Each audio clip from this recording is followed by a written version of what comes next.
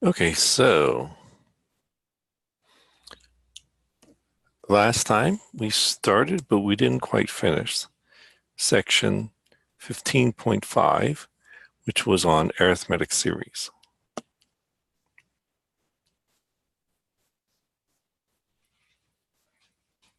So let's recall the following.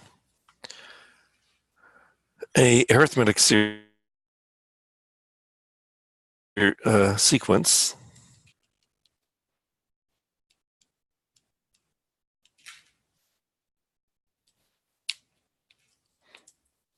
the AN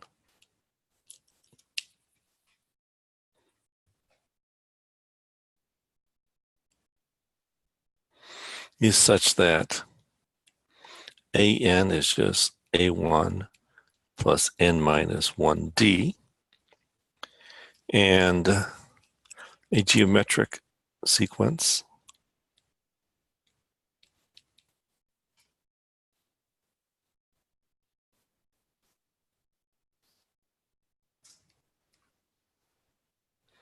was such that AN was equal to A1R to the N minus 1.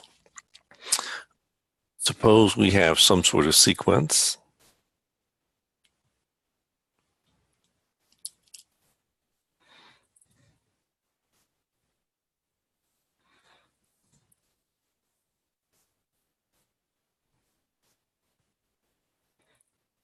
then the sequence of partial sums derived from this sequence is defined as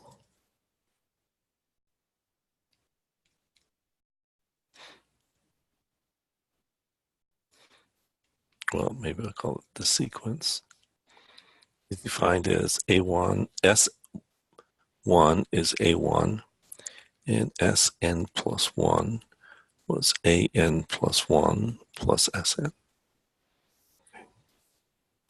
So we also had that the sum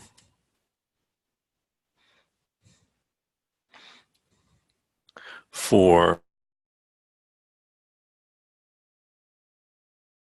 a sequence of use k for arithmetic series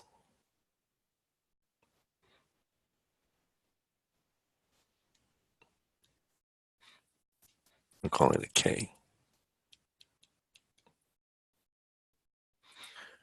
that this was equal to n over 2 a1 plus an, or I could write this as n over 2 2a1 plus n minus 1d. Okay. So we did some examples on page 664, the last one of which was problem number 30. Let me do problem number 32. -1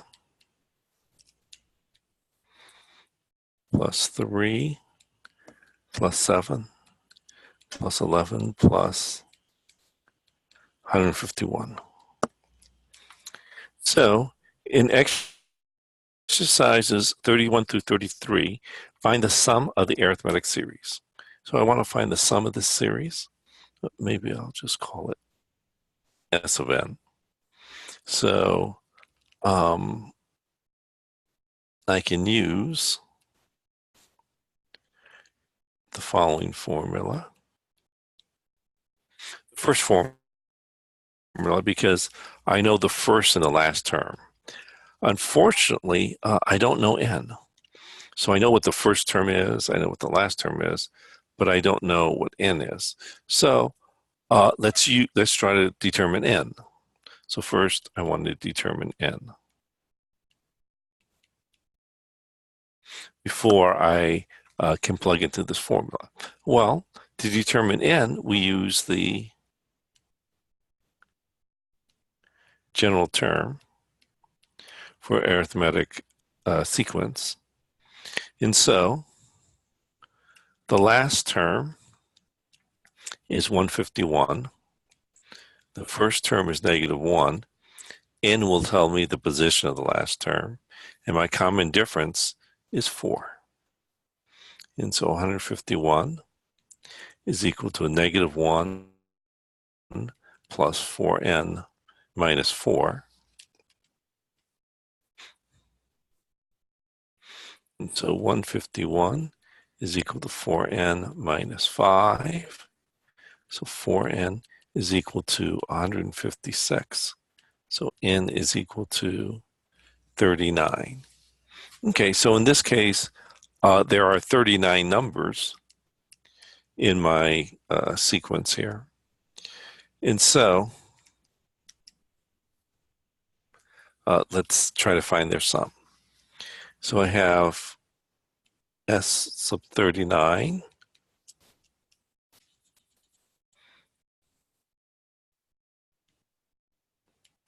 is equal to, so I'll just put 39 here.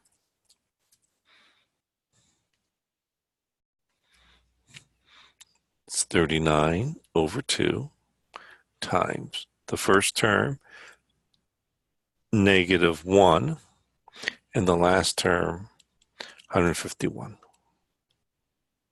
So this is equal to 39 over 2 times 150. Well, 150 divided by 2 is just 75.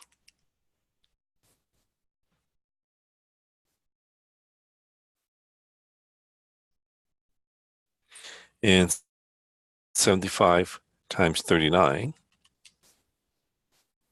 is 2,925. So if I add up all those numbers in that arithmetic series, I just get 2,925.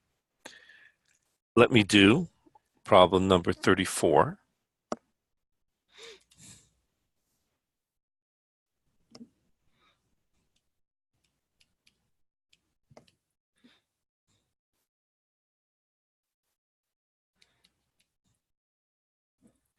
In exercises 35 to 36, find a formula for the sum of the first n terms of the arithmetic series whose first few terms are given.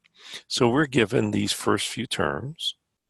Now I want to find a formula for it. So let S of n equal n over 2 times 2a1 plus n minus 1d. In this case, I don't know the last term, so I'm going to be using this formula for the sum of the first n terms of a arithmetic series. So there are n terms. The first term is 1. The common difference, well, I keep adding 2. And so this is equal to n over 2 times, well, 2 plus, multiplying the 2 inside the parentheses, 2n minus 2. The 2's cancel. 2's cancel. So you just get n squared.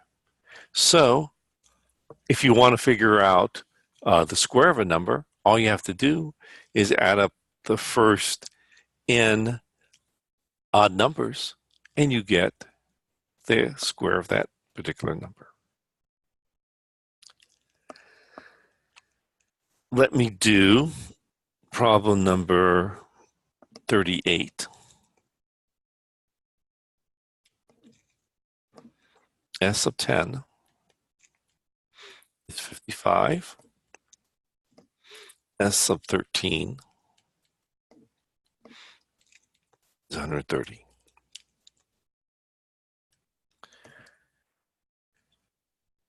In exercises 37 through 40, find a formula for S of n, some of the first n terms of the arithmetic series, using the given information. Okay, so let's do this.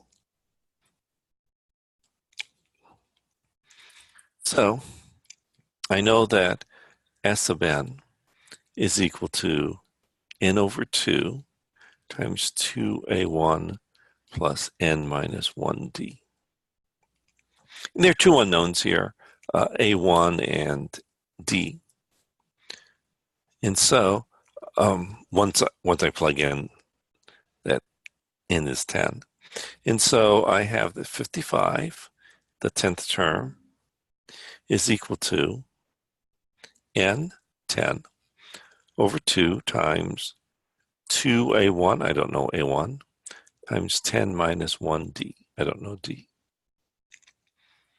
And so I have that 55 is equal to 5 times 2a1 plus 9d. Let me divide both sides of my equation here by 5. And so I get that 2a1 plus d is 11. So let me keep that term. Maybe I'll call this my first equation. And now let's look at the second equation. Well, I have that S sub 13 is 130. And so plug in for n 13, I get 13 over 2 times 2a1 plus 13 minus 1d.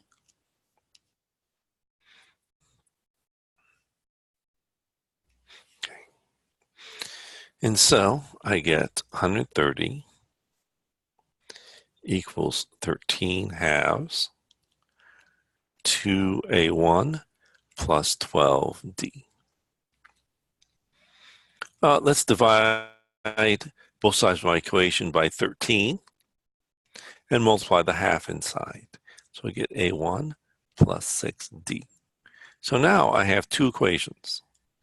I have that 2a1 plus d is 11, and I have that a1 plus 6.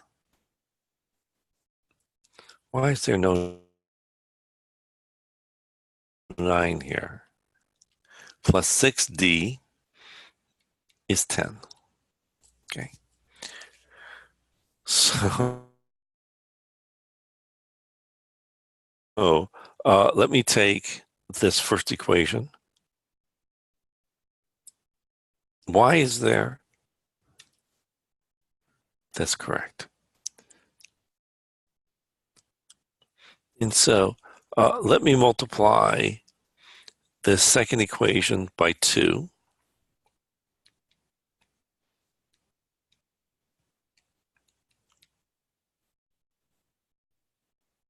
And subtract from the first equation.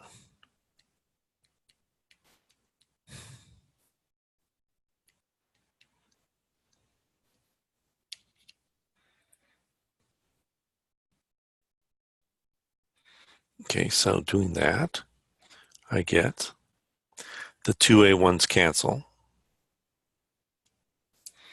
I should multiply by -1.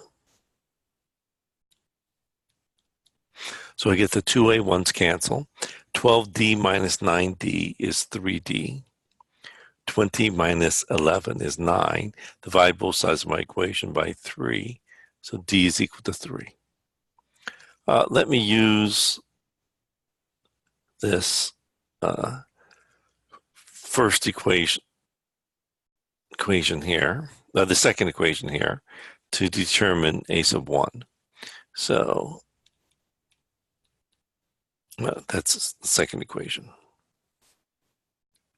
So a1 plus 6 times 3 is 10. So a1 plus 18 is 10. So a1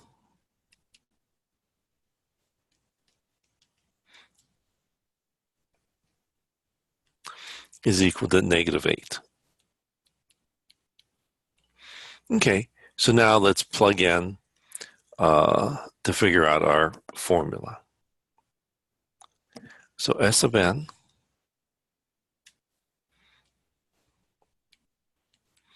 is equal to n over 2 times 2a1, which is negative 8, plus n minus 1d, which is 3. So let's simplify this. So S of n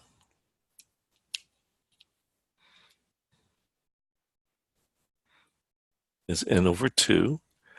2 times negative 8 is negative 16.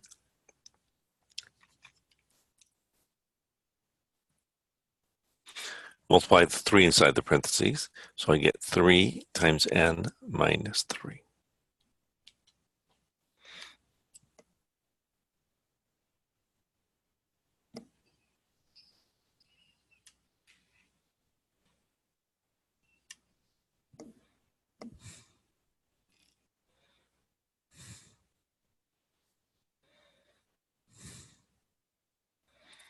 And so I get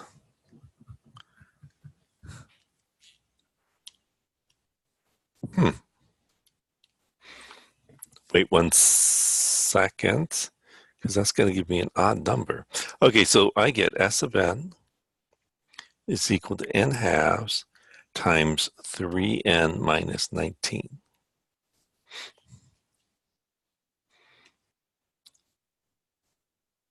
Oh, but it's going to be, no matter what, that's going to be an even, which will make that an even. Okay. Okay, so it will give me integer values. Okay, so that is the formula for the first n terms of this particular arithmetic series. Okay.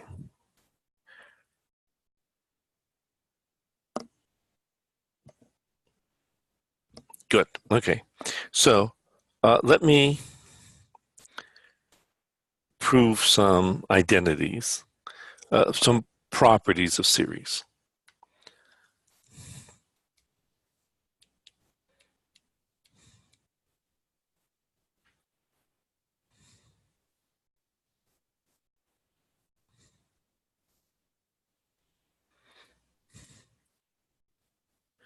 The first is, well, if I add up 1 n times, I get n.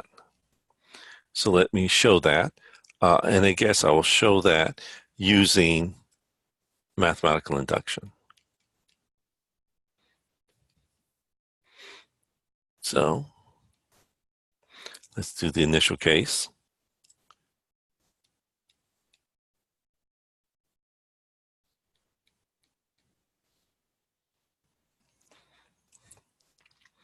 So I have here the sum k equaling 1 to 1 of 1 is, well, by definition, that's just 1. So therefore, the sum k equaling 1 to n of 1 is equal to n when n is equal to 1. So let's do the induction case.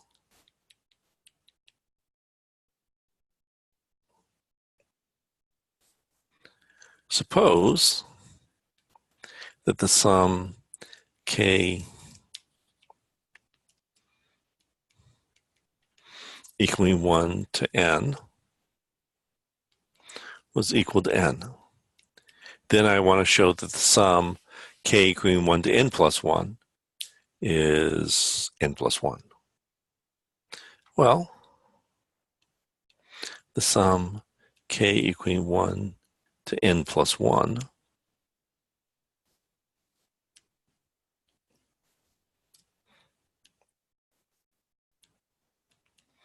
is just equal to the sum k equaling 1 to n plus 1. This is by definition of what it means to be a series.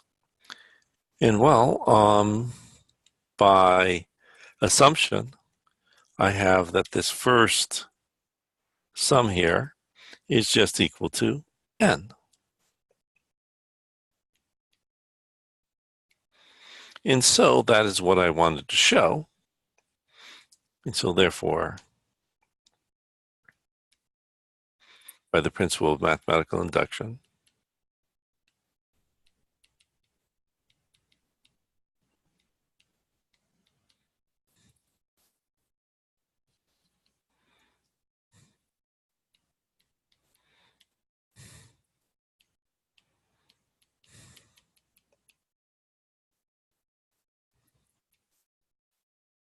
we have that the sum, k equaling 1 to n, equal n for any natural number n. And that's what I wanted to show.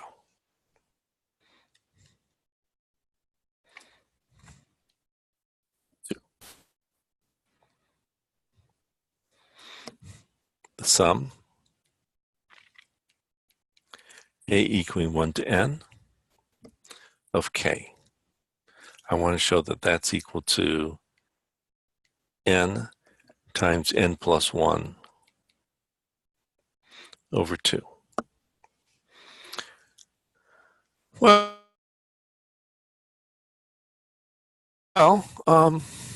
that we've already done this. So notice that I've shown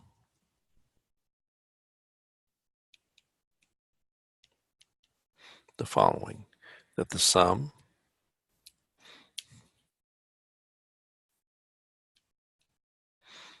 of k equaling 1 to n of a1 plus k minus 1d is equal to n over 2 times a1 plus an. Okay.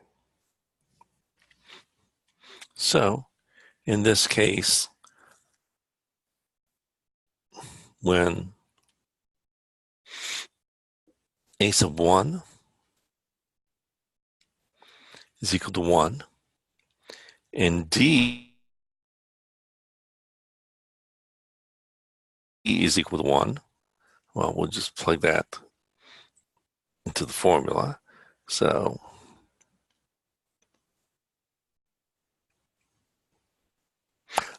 let me write it this way then, actually, because I wrote it as an n.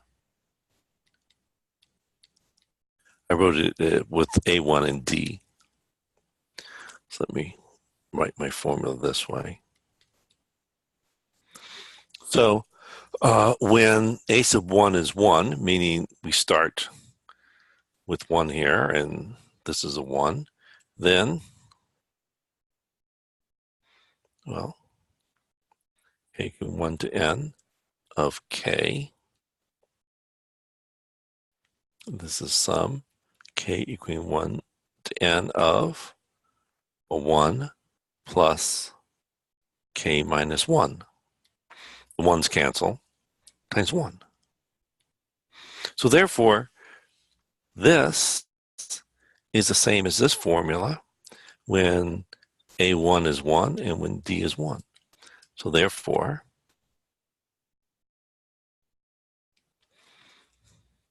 by this formula here, I've shown that this is equal to n over 2 times a1 plus n minus 1 d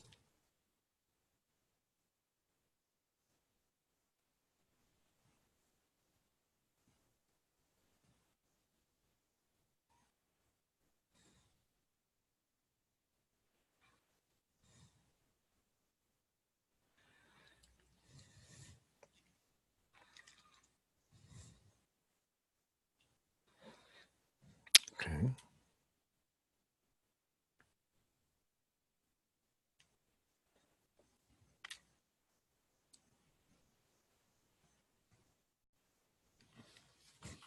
Wait 1 second.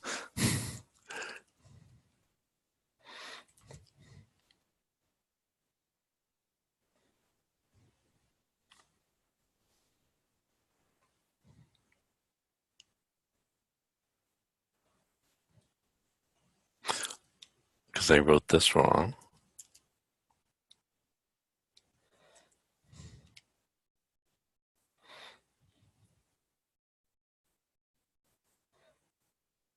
Okay. Oops. Yeah.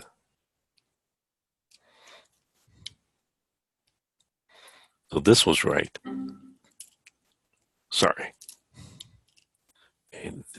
Uh, so that was right, what I wrote here. It was this that was what had an error in it.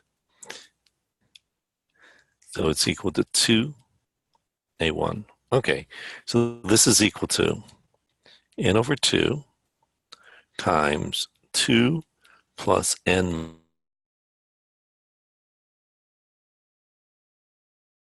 minus 1. 2 minus 1 is just 1 over 2. And that's what you wanted to show.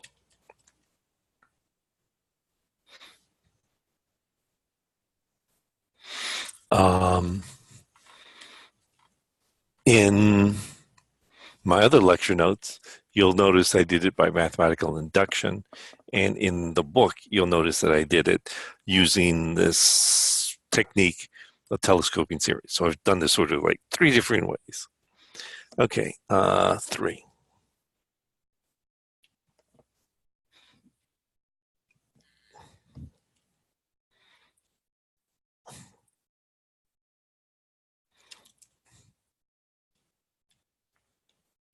Sum k equaling k0 to the n, ak plus sum k equaling k0 n bk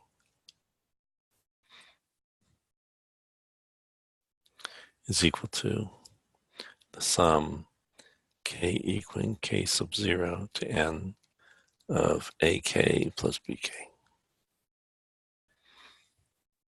Okay, so let's prove this by mathematical induction. Let's do the initial case.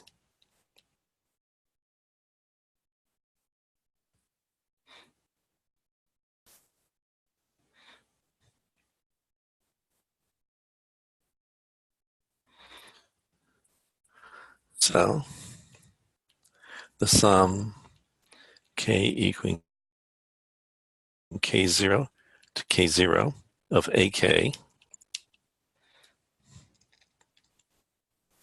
plus the sum k equaling k0 to k0 of bk is just, well, we just have one term a sub k0 and one term b sub k0. We also have that the sum k equaling k sub 0 to k sub 0 of a k plus bk is the one term a k sub 0 plus b k sub 0. So therefore, we have shown that the sum k equaling k0 to n of ak a sub k plus the sum k equaling k0 to n of b sub k, that this is equal to the sum k equaling k sub 0 to n of a sub k plus b sub k when n equals k sub 0. So I've shown the initial case. Let's do the induction case.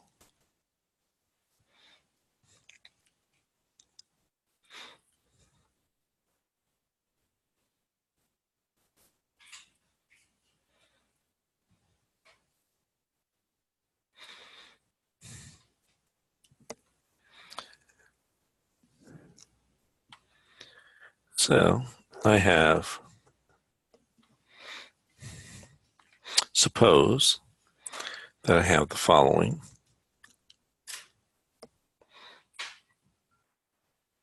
The sum k equaling k sub 0, let's say to capital N, of a sub k, plus the sum k equaling k sub 0 to big N, b sub k. Suppose that this is equal to the sum k equaling k sub 0 to capital N of ak plus bk.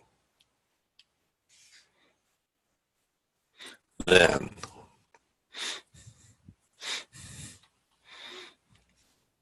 I have, and maybe I'll write it this way, the sum k equaling k sub 0 to n plus 1 of ak plus b sub k. This is equal to the sum k equaling k sub 0 to n of a sub k plus b sub k plus, well, the last term, a sub n plus 1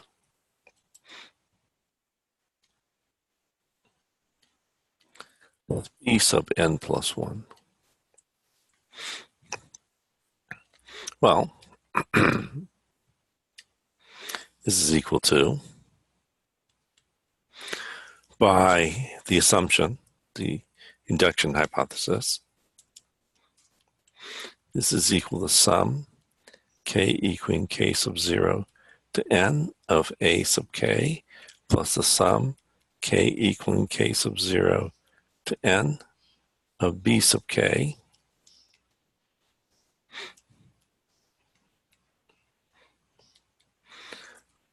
and then we still have these last two terms, a sub n plus 1 plus b sub n plus 1. Let me just group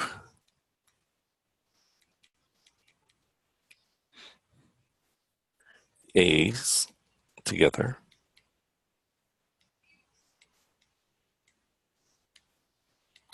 By the commutative associative property and the b's together.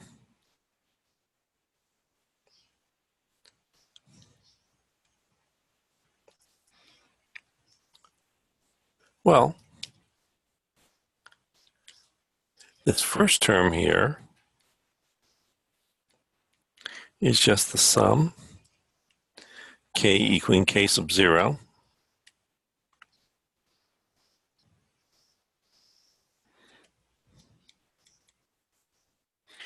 n plus 1 of a sub k. And the second term here is just k equaling k sub 0 to n plus 1 of b sub k. And that's what I wanted to show. So the induction case holds. Let me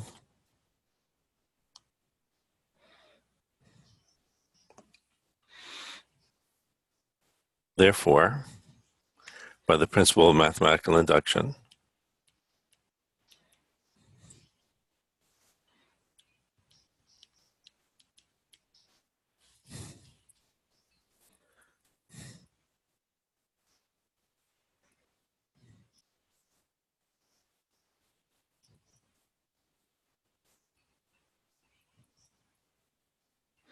we have that the sum k equaling k sub 0 of n, ak plus sum k equaling k sub 0 n bk, that this is equal to sum k equaling k sub 0 n a sub k plus b sub k, and this is true for all integers k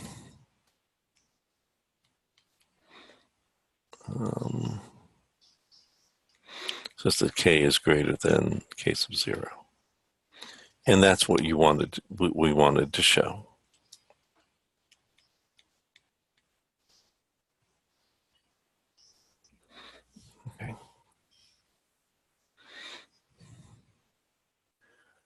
Let me show number 4.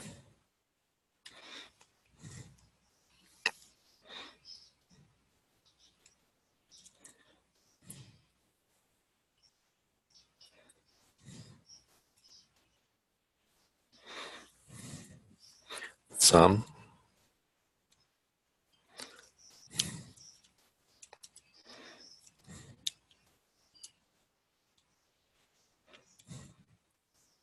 k equaling 1 to n. Again, doesn't really matter if I start at 1. A sub 0 of c a sub k is equal to c sum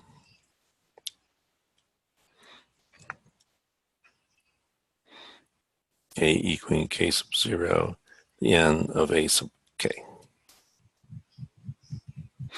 So by the distributive property, we can factor out constants from the sum. So let's prove that.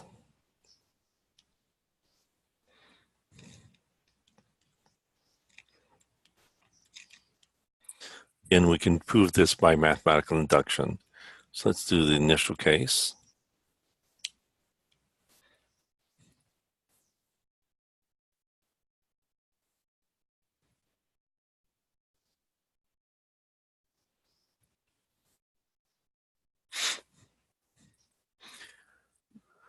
So the sum k equaling k sub 0 to k sub 0 of c a sub k is c a sub k 0. And the sum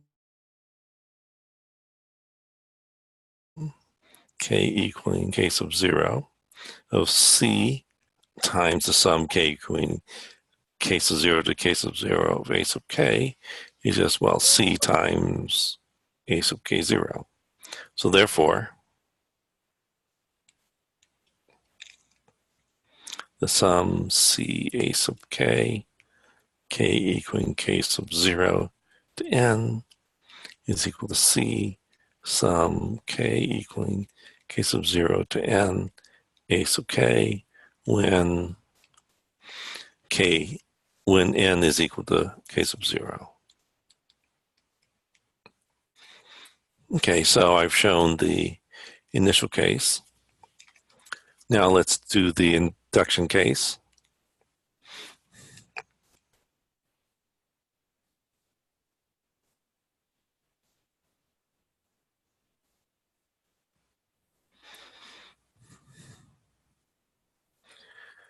So let me assume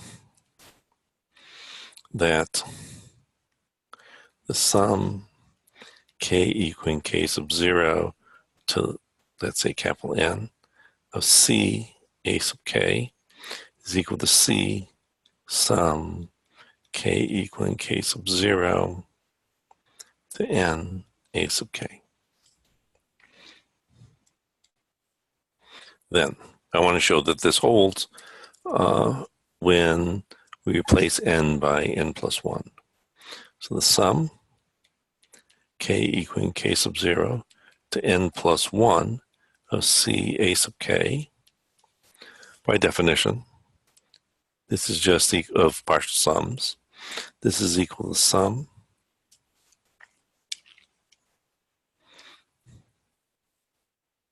k equaling k sub 0 to n of c a k plus, well, the last term, c a sub n plus 1.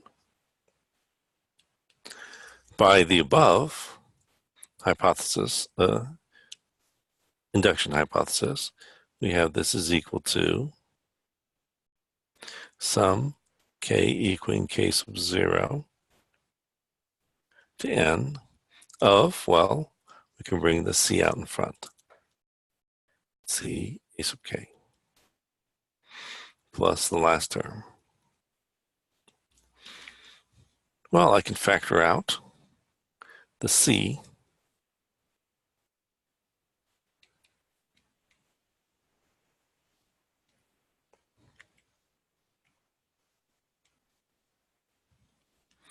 And by definition, this is just equal to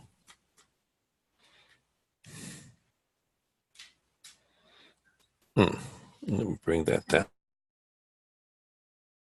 then.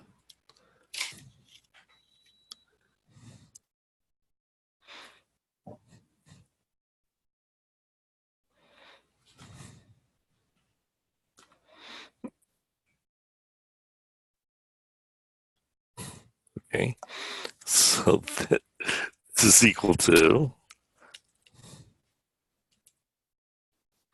C times the sum k equaling k sub 0 to n plus 1 a sub k. And that's what we wanted to show. So therefore, by the principle of mathematical induction,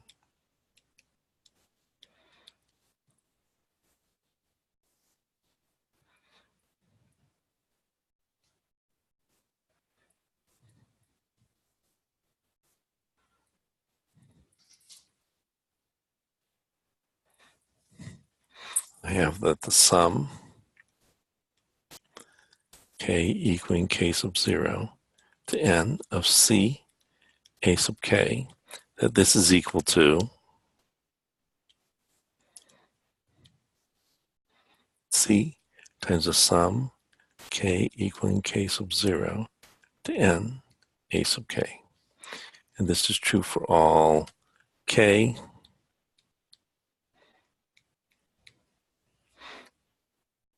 some integer actually, but or k is greater than or equal to k sub 0. And that's what I wanted to show. Okay, good. I also have, this has got to be what, 5?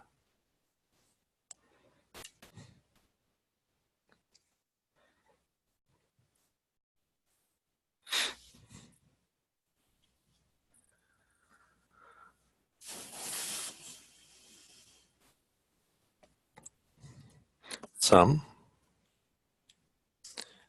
k equaling 1 to n of k squared is n plus 1 to n plus 1 over 6.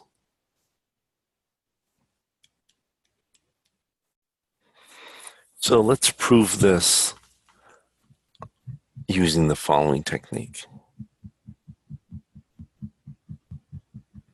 Yeah, let's prove it this way. So let me look at the following.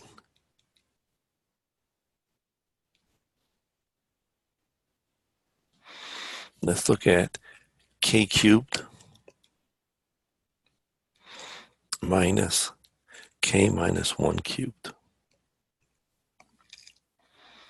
Okay, so this is equal to sum k equaling 1 to n of k cubed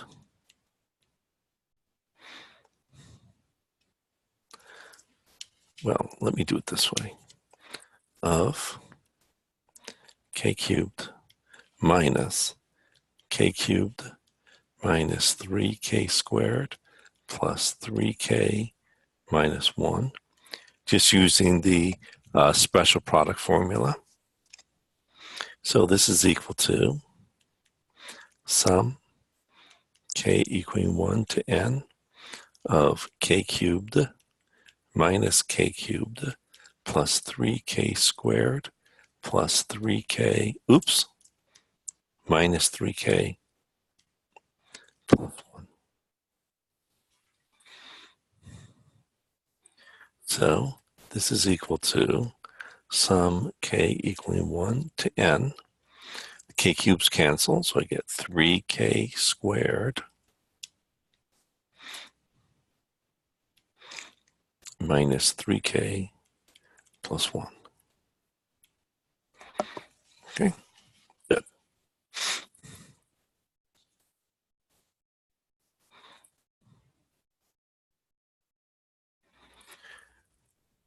Let's keep this as some formula. I guess I'll call it equation 1. We also have that this series is a telescoping series. So let me write out the first few terms.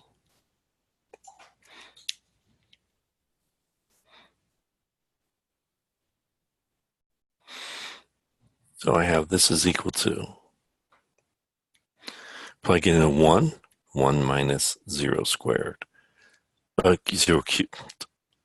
Well, maybe I'll write this, 1 cubed minus 0 cubed plus, let's plug in 2, 2 cubed minus 1 cubed, plug in 3, 3 cubed minus 2 cubed, etc. Plug in n cubed plus n minus 1 cubed. So what you notice is the following, that the 1 cubes cancel. So this is one term, and then 4 down, it cancels. And then notice that these cancel. And so notice that this would cancel with something out here, and this guy would cancel with something out here. So the only things that you have remaining are the n cubed and the 0. So this is equal to n cubed. So therefore, since I know that equation 1 holds,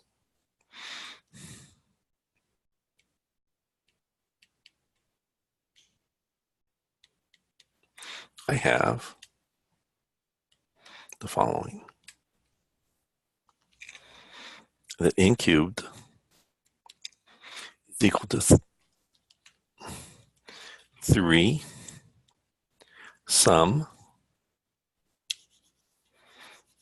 okay, let's try that. That's right here. So by equation 1, we have the following. We have that n cubed is the sum k equaling 1 to n of 3k squared minus 3k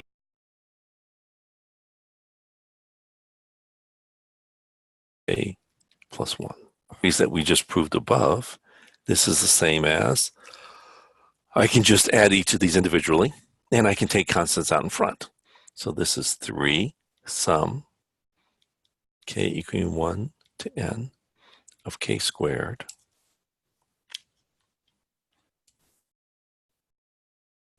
minus 3 sum k equaling 1 to n of k plus sum k equaling 1 to n of 1. So that's what n cubed is equal to.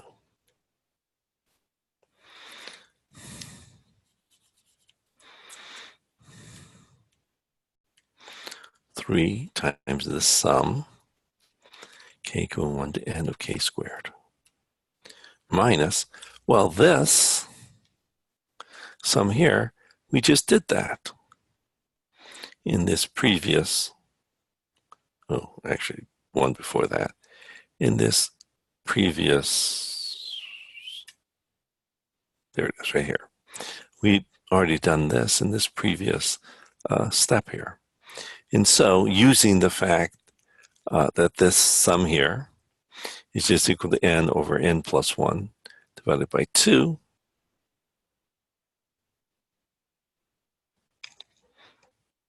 I have 3 halves n times n plus 1. Also, I had shown that the sum of 1 is just n. Okay, good. Let me multiply everything here by 2.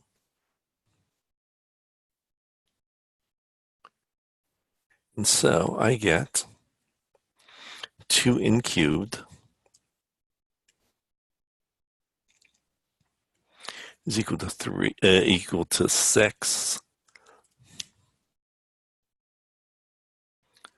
sum k equaling 1 to n of k squared minus 3n times n plus 1 plus 2n.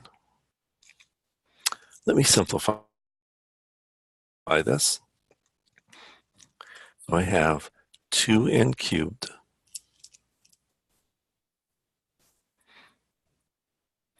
is equal to 6 sum k equaling 1 to n of k squared. Multiplying the negative 3n inside the parentheses, I have minus 3n squared minus 3n plus 2n. So I can combine like terms. And so I have that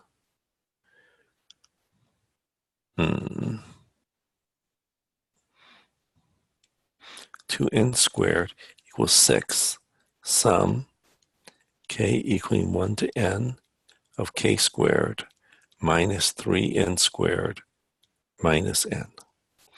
Let me bring everything to the other side of the equation. So I have that 6 sum k equaling 1 to n of k squared, that this is equal to 2n cubed plus 3n squared plus n. Let me simplify this. So this is equal to, let's factor out n, 2n squared plus 3n plus 1. I can factor this as 2n plus 1 times n plus 1. And so, dividing both sides of my equation by 6, I get that the sum k equaling 1 to n of k squared, this is just equal to n times 2n plus 1 times n plus 1, all divided by 6. And that's what you wanted to show. So notice that this is a very constructive sort of proof. We actually derive the formula using all of the previous formulas that we had from before. So you can find the sum of k squared if you know the sum of 1 and the sum of k. You can find the sum of k to the 15th if you know the sum of 1, sum of k squared, up to the sum of k to the 14th. So it's a very nice constructive sort of proof. Let me do, now I forgot, I think this is 5. Yeah, this was 5, so let's do 6.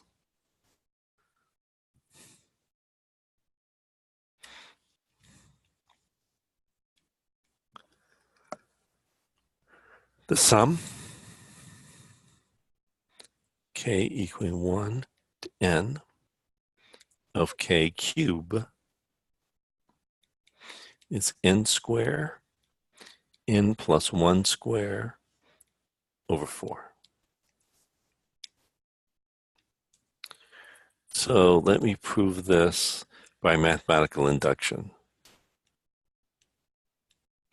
since I did the other ones doing differing things. So this will be a nice variety. So in this case, this will give you all 3 ways, well, 3 different ways of proving these type problems. So let's look at the sum. K equaling 1 to 1 of k cubed.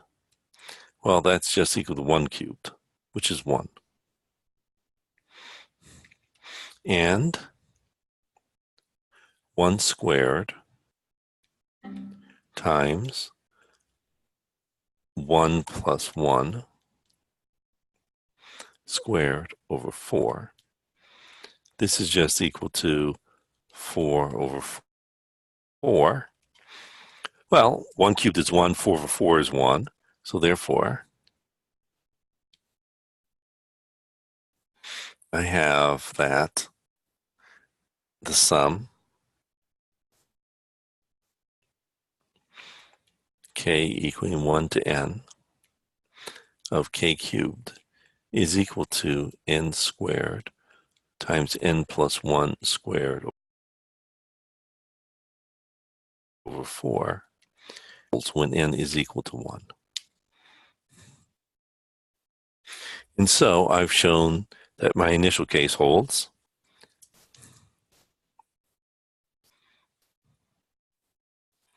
Let's do the induction step. So the induction case.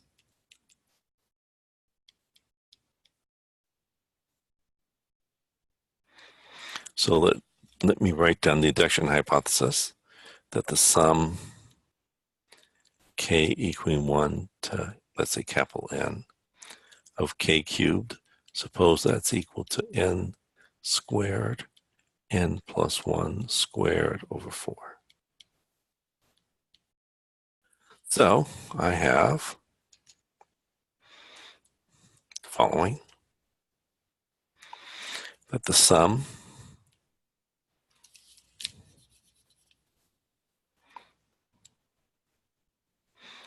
k equaling 1 to n plus 1 of k cubed is just the sum k equaling 1 to n of k cubed plus n plus 1 cubed. By the induction hypothesis, this first term is just n squared times n plus 1 squared over 4, plus this last term, n plus 1 cubed. Okay, so let me add these. So I need to get a common denominator. Okay. This is equal to, notice that in this case, I have a n plus 1 quantity squared in common. So this is equal to 4. I'll factor out the n plus 1 squared. N plus 1 squared times, let's see what remains. So what remains here is, well, from this term, I have an n squared. And from this term, I've gotten rid of 2 of these. And so there's still 1 of these n plus 1 that remain.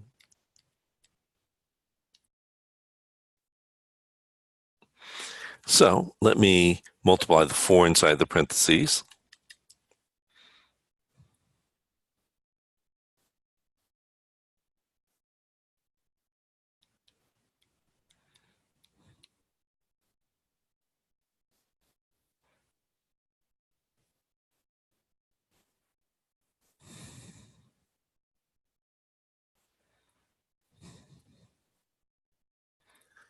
I can factor this. This is just n plus 2 quantity squared. It's a perfect square trinomial. And since, again, we remember our special products, we can factor. Let me write n plus 2 as n plus 1 plus 1. And so this now has the same form as the above, where if I replace n by n plus 1, I get the same formula. So therefore, by the principle of mathematical induction,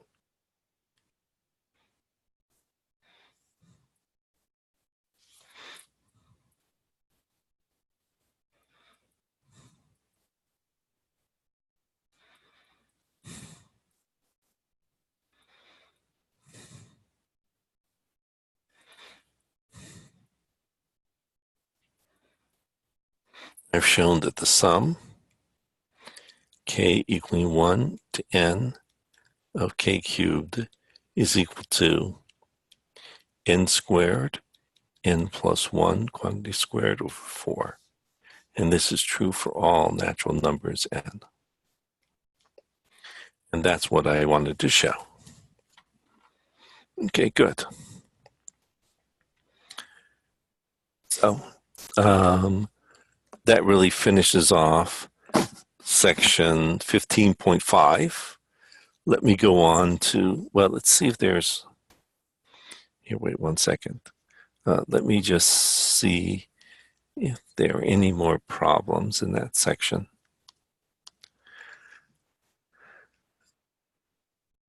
No, that's it for that. Okay, so let's go on to section 15.6.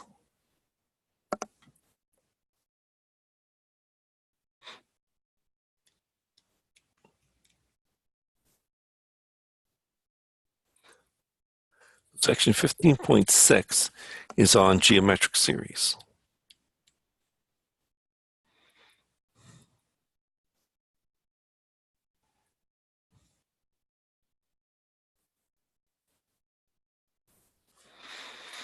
Okay, so again, recall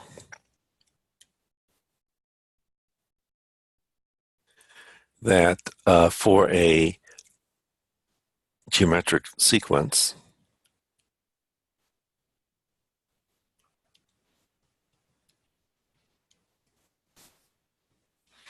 we defined it recursively as having the following property,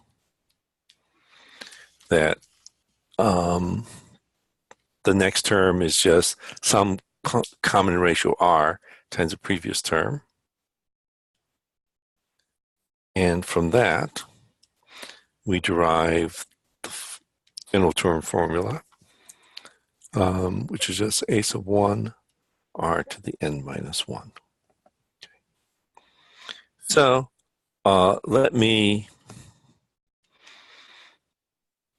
we can then derive a sequence of partial sums from this. And so let me try to figure out a formula for a arithmetic series.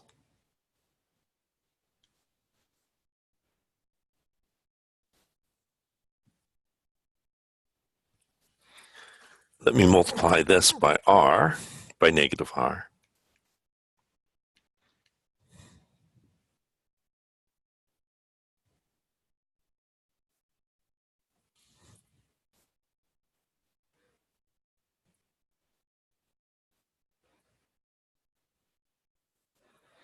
What the?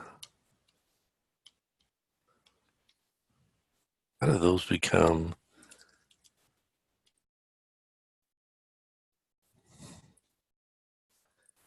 Okay. That obviously was a typo. R to the n plus 1. So let me add these. So if I do that, I get that this is equal to s sub n minus r s sub n. Well, everything cancels. Oops.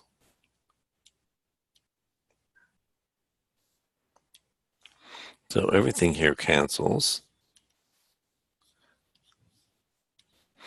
except for this first term and this last term.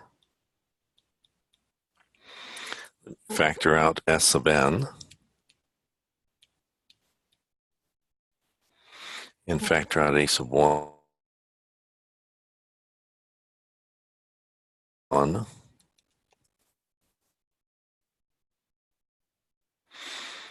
So,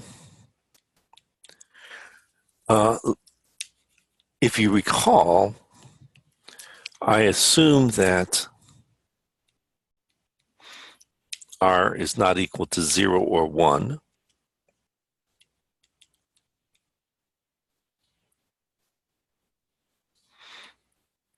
And so if r is not equal to 1, then I can divide both sides of my equation by 1 minus r, and I get the following. That s sub n is equal to a1 times 1 minus r to the n plus 1 over 1 minus r.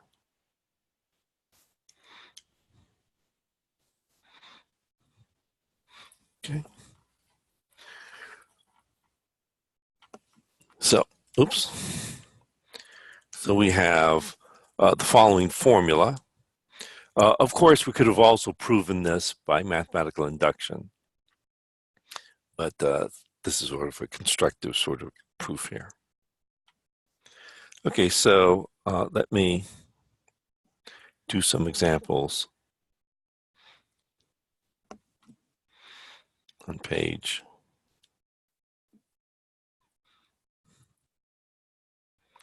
673.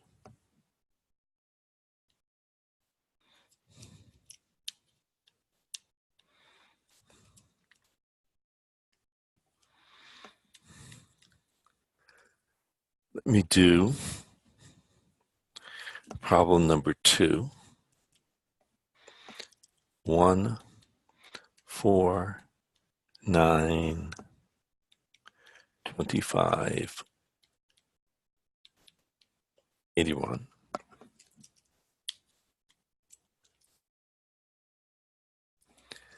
In exercises 1 through 6, determine whether the series is geometric or not. And so, in this case, no, it's not geometric, because to get to the next term in your sequence, you aren't multiplying by the same constant. 1 times 4 is 4, times 4 is 16, not 9. This is actually what's called a Riemann zeta function.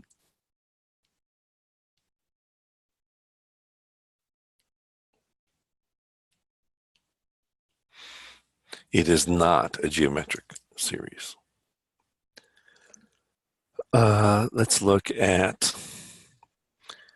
problem number let's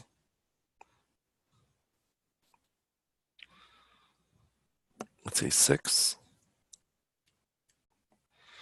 4, 4 over 9,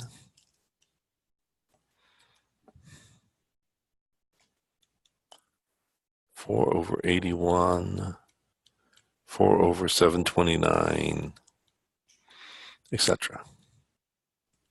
Well, is this a geometric series? The answer is yes, because I'm always multiplying by 1/9. Okay. Let me do problem number 8.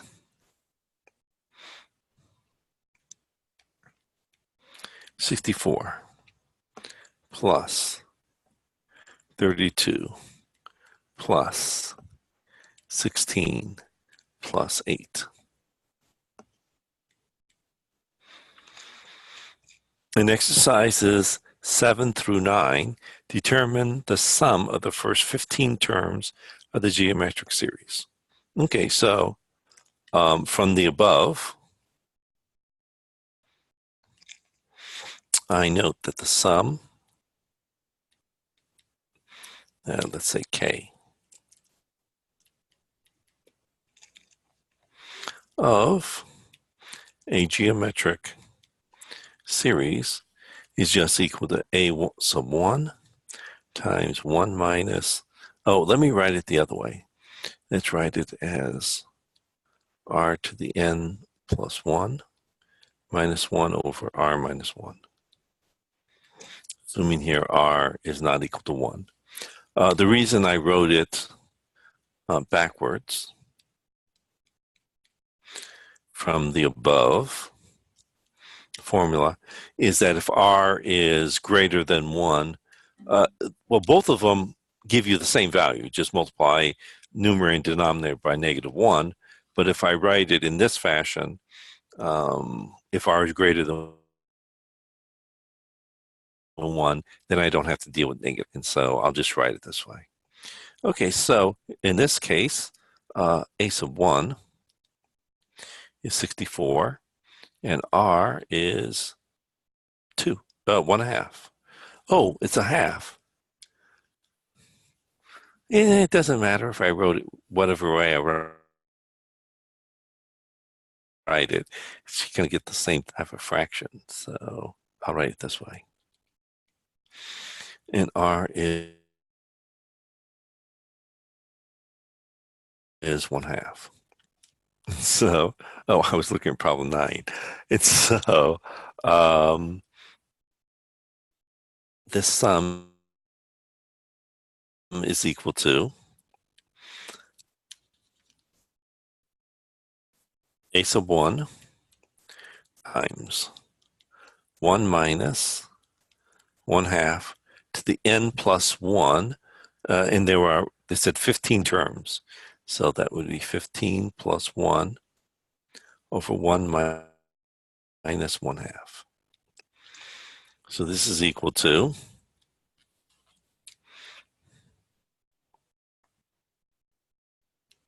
64 times 1 minus 1 over 2 to the 16 over 1 minus 1/2, which is 1/2. So,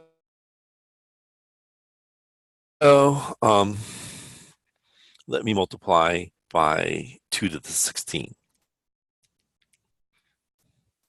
Let me multiply and divide by 2 to the 16 to get rid of the fraction. So this is equal to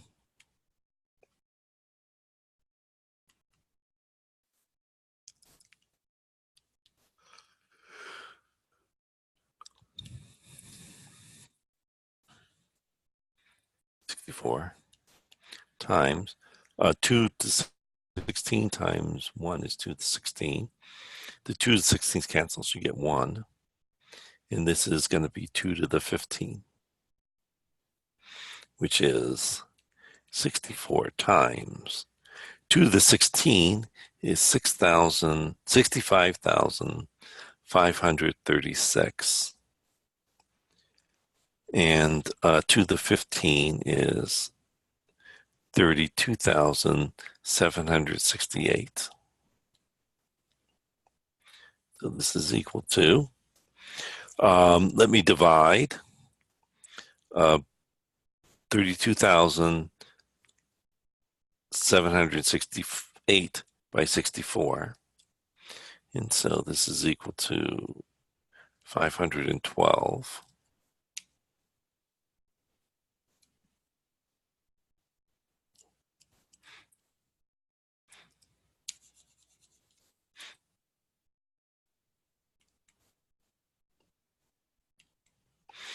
And 65,536 minus 1 is 65,535. Okay, that's your answer, which is actually 5 by 512 is 127.9980469, etc. So it's a number that's pretty close to 128.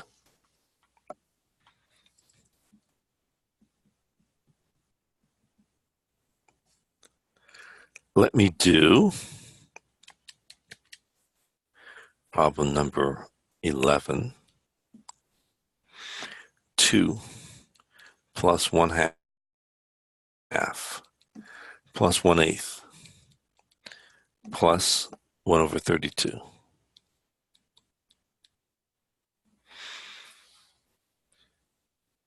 In exercises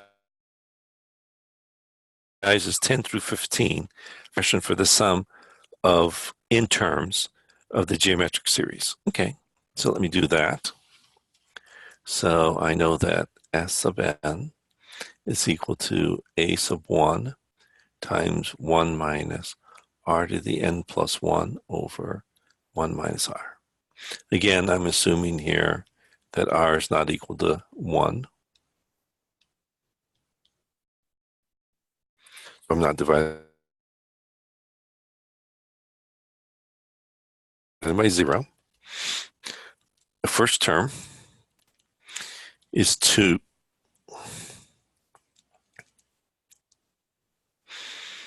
And the common ratio is 1/4.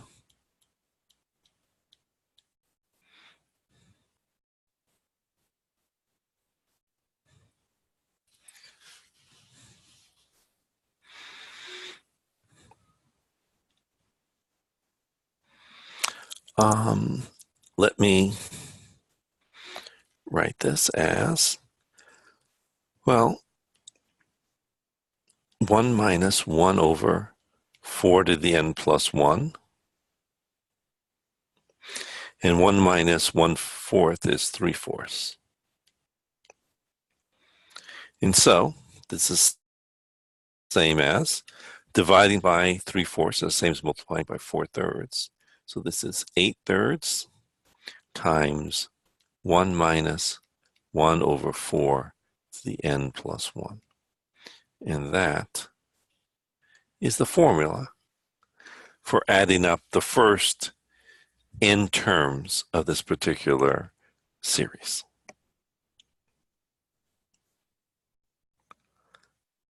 Okay, so now what you notice here,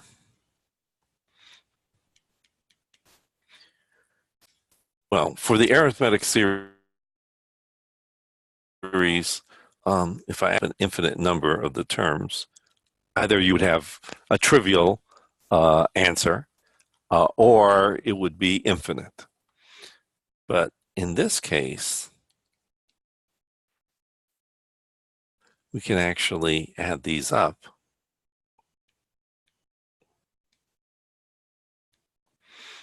So suppose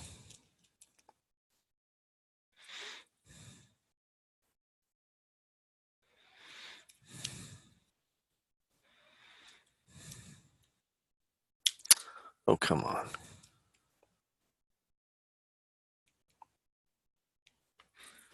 Well, if I have that in this formula here, if r were less than 1, then if n is large, this would go to 0. And so this would equal a sub 1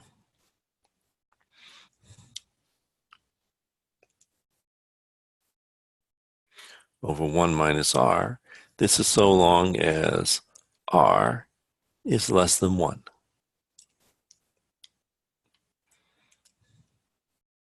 So if r is less than 1 in absolute value, then we have that you can add up the sum with an infinite number of terms and you'll get this answer.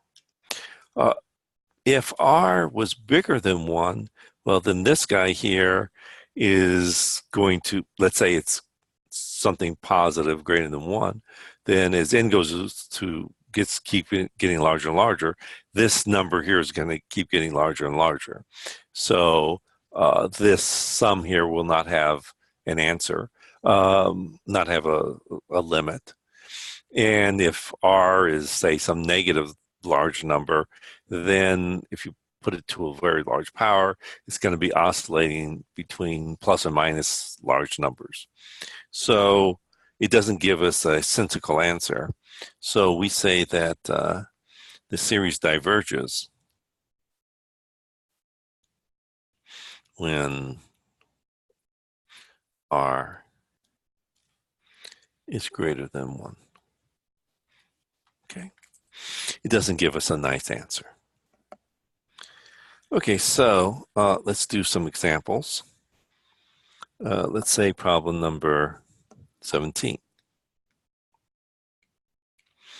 2 plus a half plus a fourth.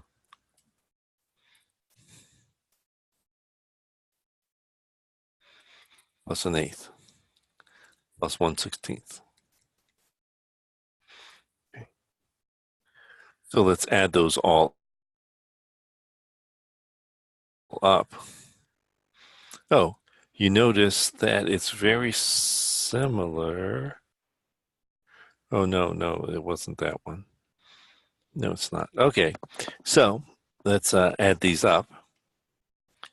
Well, in this case,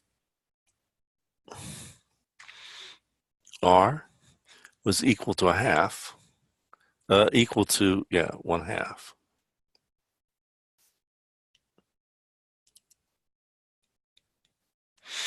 Notice the first term. Well, let me write this as follows.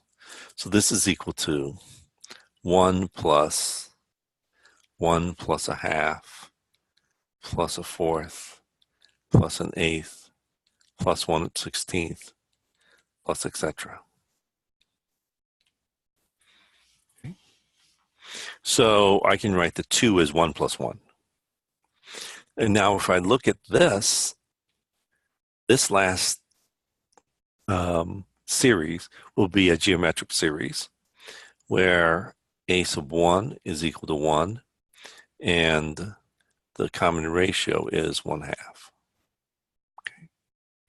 So let me try to figure out the sum for this series. Well, since r is less than a half, is less than 1, I can add these all up. And so this is equal to 1 plus, well, a sub 1 is 1. Let me write it this way. A sub 1 is 1, and r is a half. So let me simplify this. Let me multiply and divide by 2.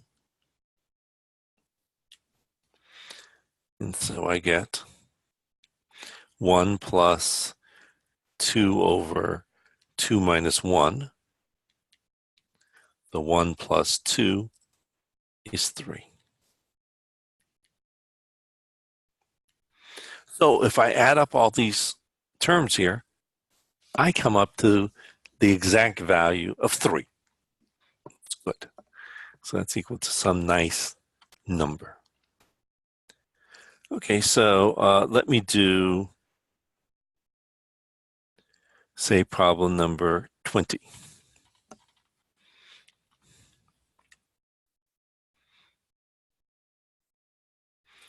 3 minus 3 squared plus 3 cubed minus 3 to the fourth, etc. Well, a sub 1, this is a geometric series. A sub 1 is 3, but r is a negative 3, which means that absolute value of r is greater than 1, which means that this series diverges. So if we keep adding those, we don't get a nice sensical answer. Notice it's 3 minus 9 plus 27 minus 81. So here it's some positive number, but you subtract something, you get a negative number. Then you add something that's bigger, so you get a positive number. Then you subtract something that's bigger, you get a negative number. So the sum goes from a positive to a negative to a positive, negative, positive, and those numbers are actually getting larger and larger. So it's, so this sum here, this series, is not going to come out to a nice number. Okay, let me do problem number 22. This is a old Arabic fable, a Persian fable, I guess. And we just sort of rewrote it to make it come out a little nicer. So a king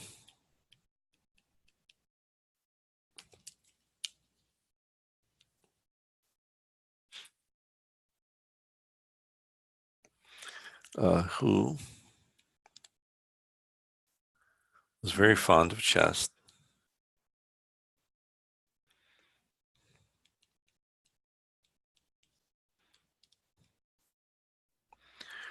was saved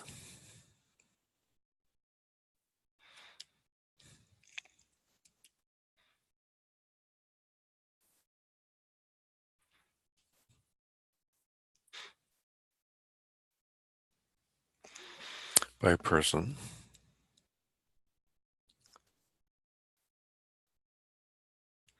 in a forest. King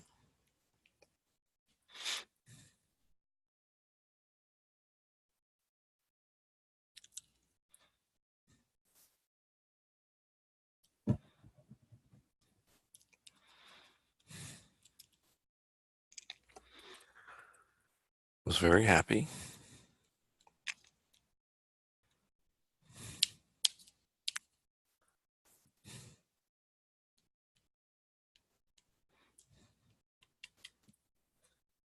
and grateful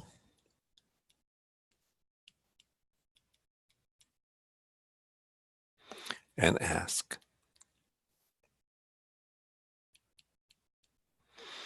the person for a wish. This person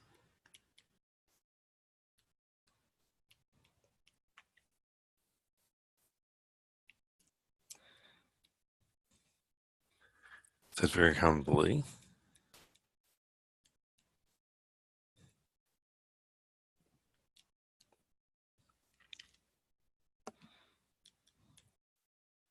"Oh, my master, if you wish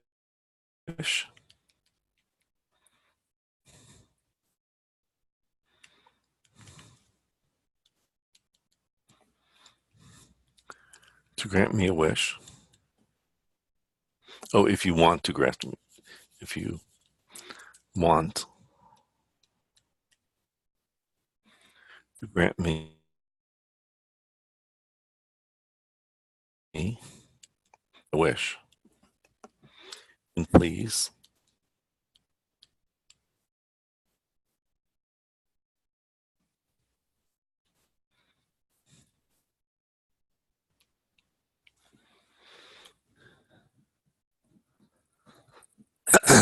give me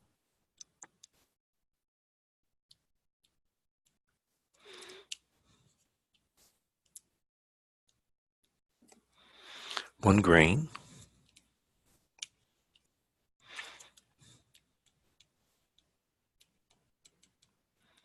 of rice for the first square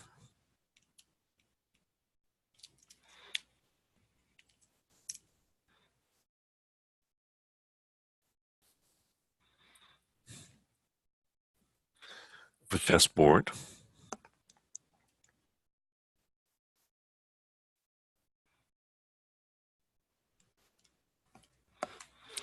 2 for the second,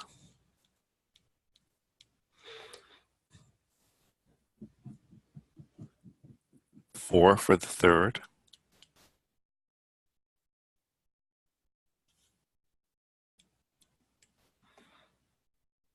8 for the fourth, and so on.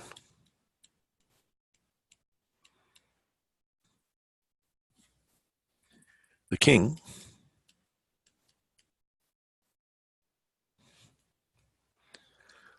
was amazed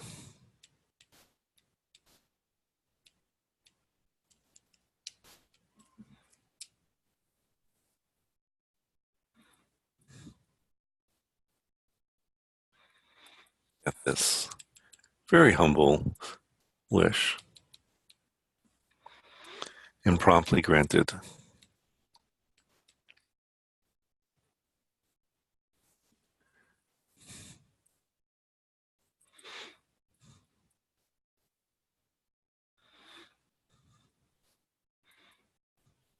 same. It is said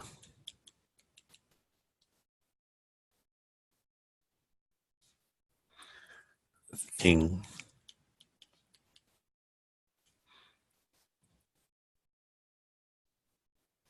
ran out of rice and could not fulfill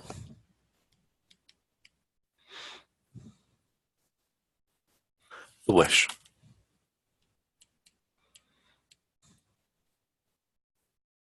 Explain.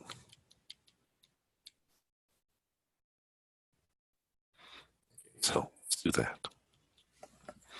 So a chessboard has 8 squares by 8 squares. And so that means that there are 64 squares on a chessboard.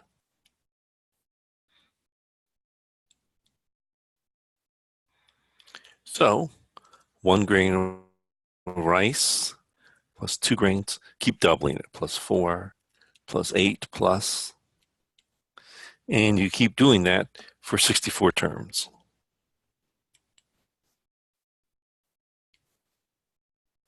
Well, this is a geometric series, and so since I know that the sum of a geometric series is just given as follows. I'll write this in this fashion. I'll write the R first. So I don't need to have any negatives in the sum. So I won't have to deal with negatives. So let's do this. Well, in this case, ace of 1 is 1, and the common ratio is 2. And so the sum of the first 64 terms is 1, 2 to the 64 plus 1 minus 1 over 2 minus 1. So this is equal to 2 to the 64 minus 1. Well, it says here that let's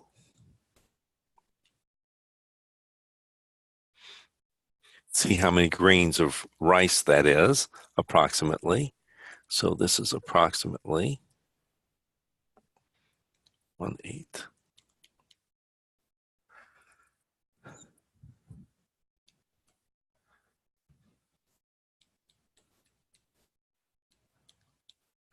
And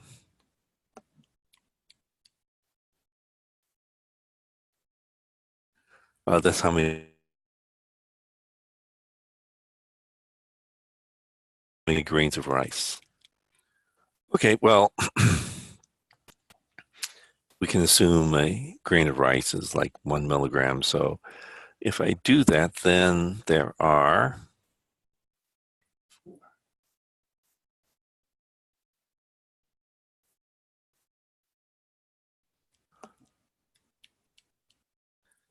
this is 1,000 million billion trillion 184 trillion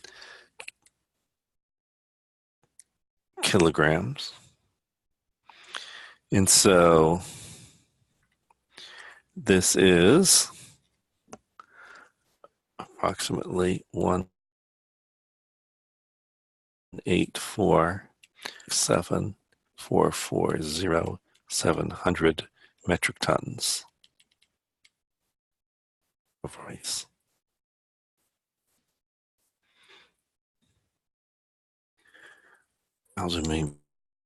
So 184 billion metric tons of rice. So that's a lot of rice. No wonder they ran out of rice. That's much more than China produces or eats. That's a lot of rice. Okay, so let me do some applications. First is annuities.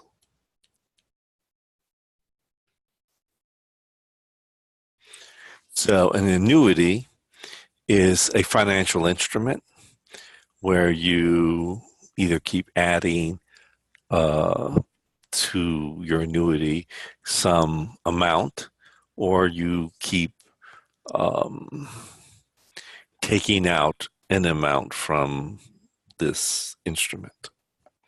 So let's do a fixed annuity. So assume that we have some fixed interest rate, R, and let's do this per annum, per period.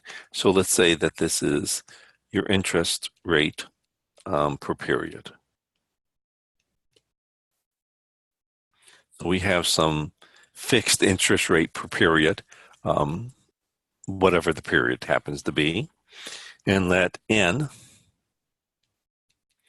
the number of periods over which we're going to be studying this annuity, and let P, so we're going to assume here that this is a fixed annuity, so we're going to have a fixed amount that we put into the annuity,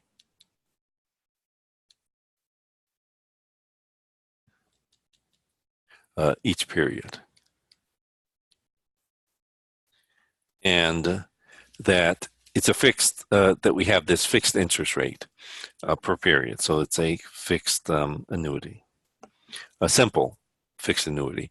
So it's simple because it's we're always putting in the same amount, and it's fixed because the interest rate is fixed.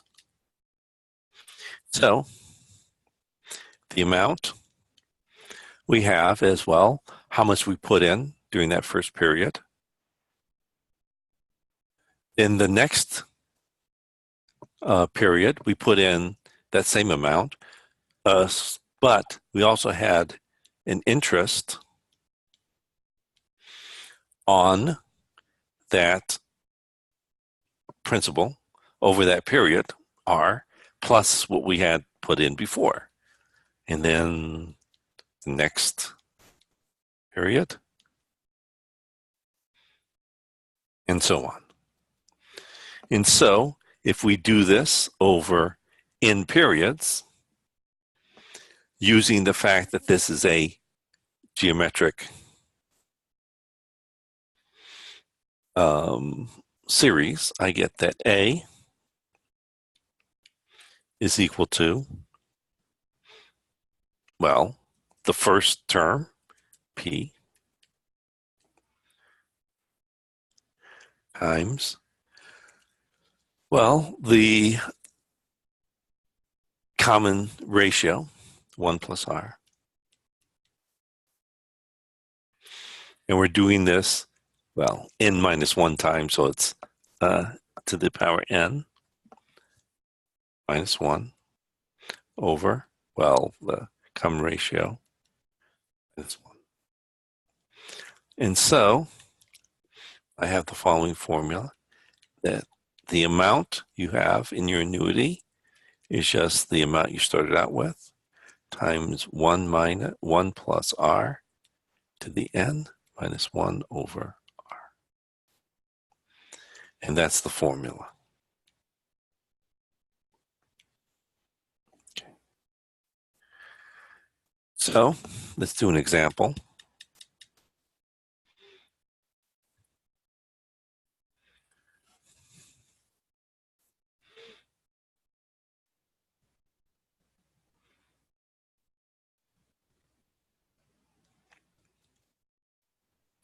Suppose you invest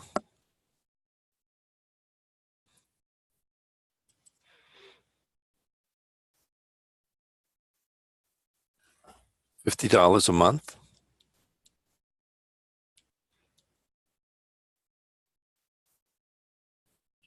for 20 years.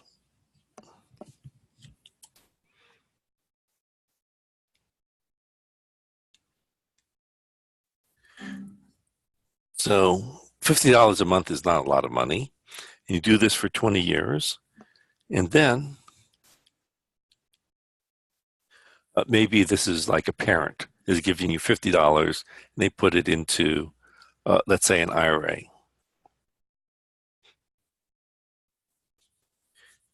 So into a Roth IRA.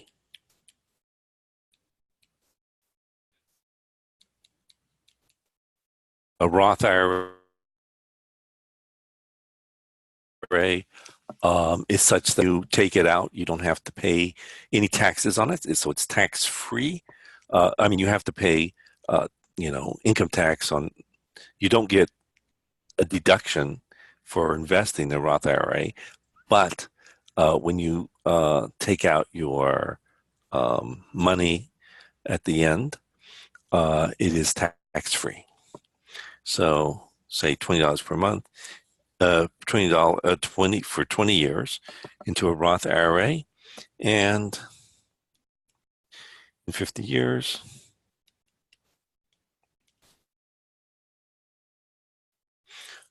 you retire. So you're going to be taking out this money.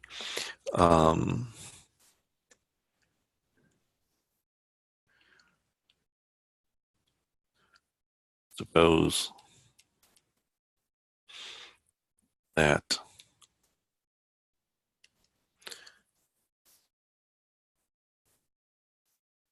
investment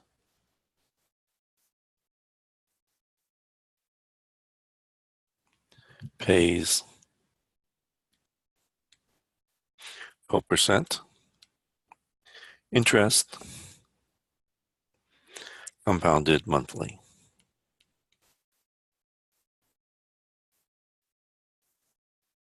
Everything comes out nicely. 12% is higher than what you would normally get if you invested into any sort of stock in the stock market. So it's not unreasonable amount. So how much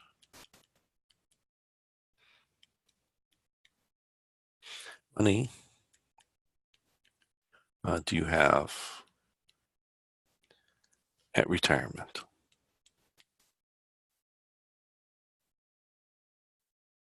So none of these are unreasonable amounts. $50 a month is not a lot of money, and you only do it for 20 years.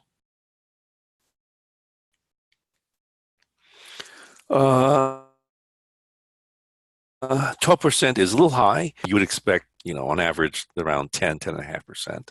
But 12% compounded monthly is not completely out of the ballpark. So let's see how much money you have at retirement. So A is equal to P. This is an annuity.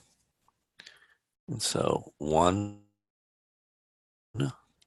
plus R to the N minus 1 over R. So for the first 20 years, you're going to be investing money into an annuity.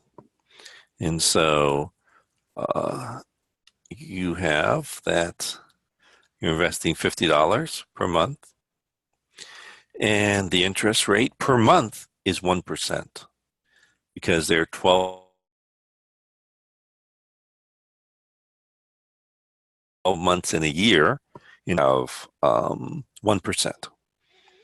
And you're doing this for 20 years. Well, in 20 years, there are 240 months.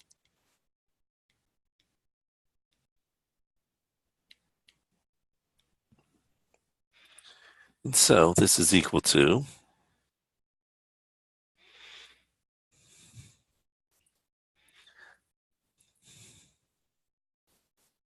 okay, come on. Thank you. Okay, so this is equal to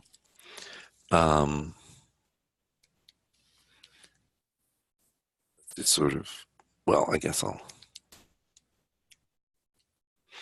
5,000 times 1.01 to the 240 minus 1. Okay, so that's how much money you have at the end of 20 years. But now you're going to keep that in the Roth IRA and so You're not adding anything to it. So I'll use the simple interest formula, the compound interest formula. So I have that A equals P 1 plus R to the N. Okay. And so this is equal to, well, you plug in 5,000, 1.01 to the 240 initial investment. And then you compound it monthly. So you have a 1% interest, and you're doing this for 50 years, and there are 12 months in a year. So there's 600 months in 50 years. And so I have following. So when you retire, you have 5,000 times 1.01 to the 240 minus 1 times 1.01 to the third. Now let's see how much that is. So let me plug that into my calculator.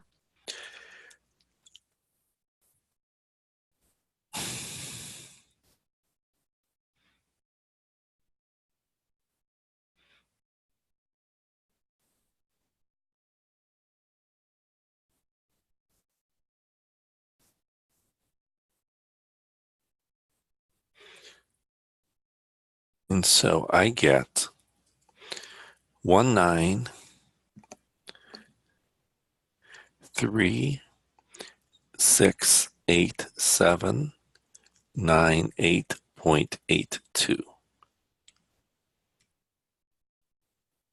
So approximately 19,368,798.82.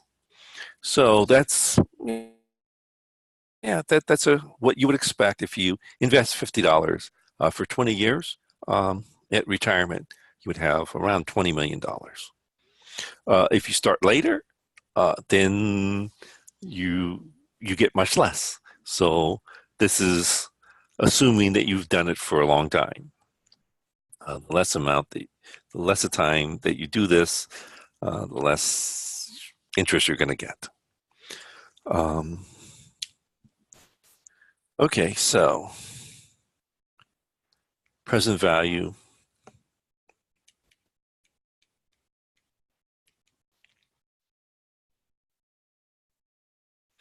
of an ordinary annuity.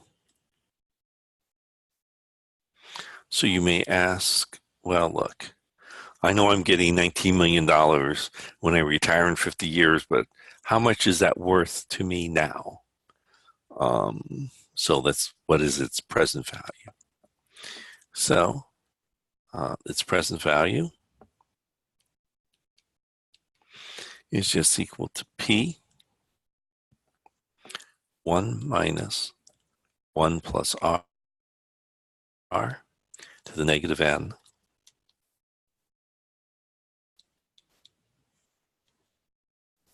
over R.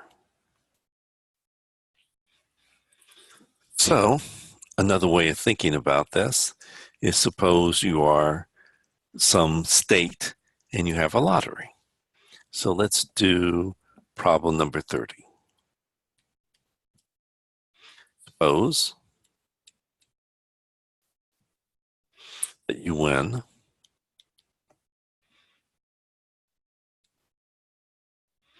a 37,440,000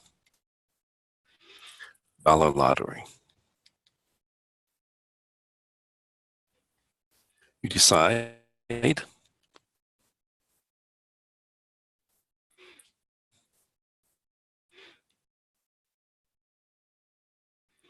against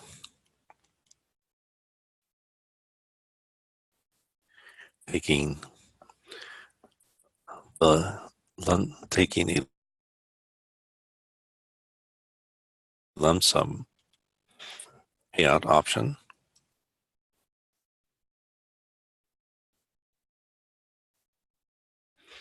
Of 16,800,000, and will instead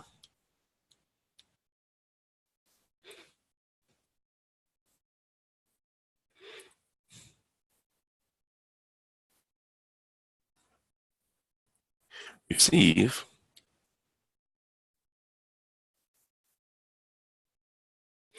$120,000 per month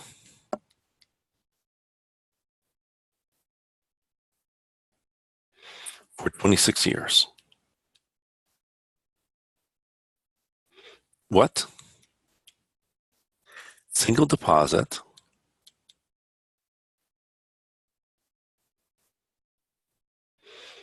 should the lottery commission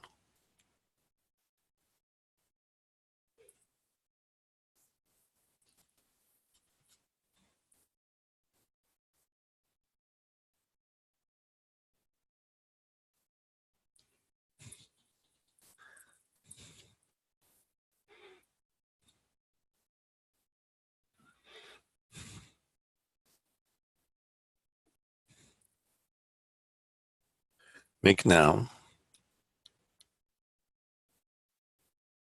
to fund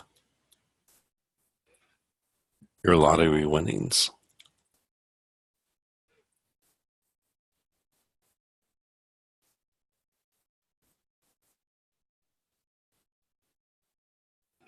Okay. Assume commission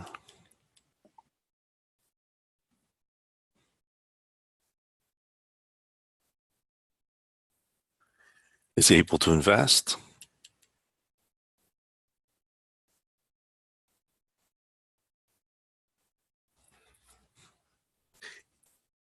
in an account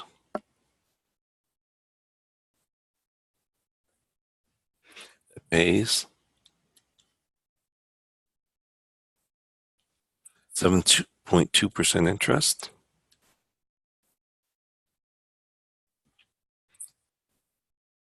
per annum, so annual interest compounded monthly.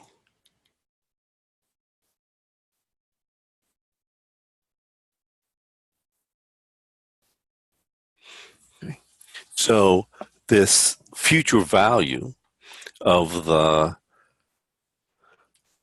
37,440,000 is the amount that you need to invest in order to get the 37 million in 26 years. So how much do you invest now so that you can keep taking out these amounts and fund this these winnings? Okay, so let's check. So I have that the present value is P1 minus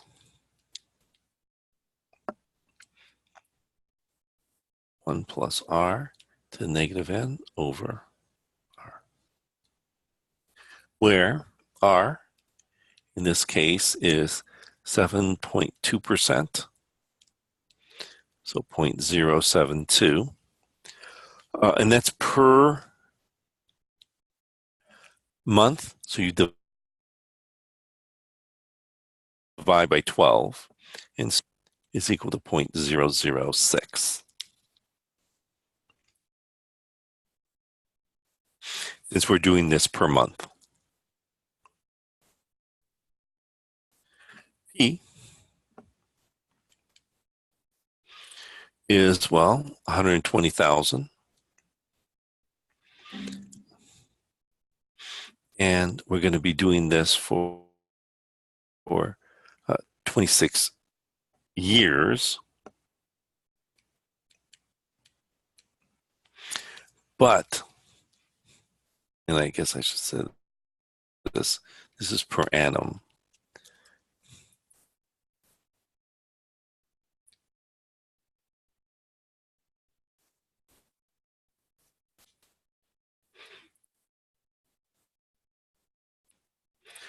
Okay, and so this is years. But again, we don't want years, we want months. So you have to multiply this by 12 to get 312. So maybe I should say divide by 12, multiply by 12. Okay. And so I have a sub 0 is equal to 120,000 times 1 minus 1 plus 0.006 to the negative 312 over 0.006.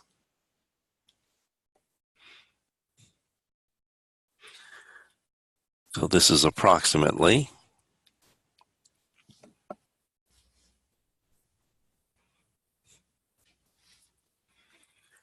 16,906,429.547,302.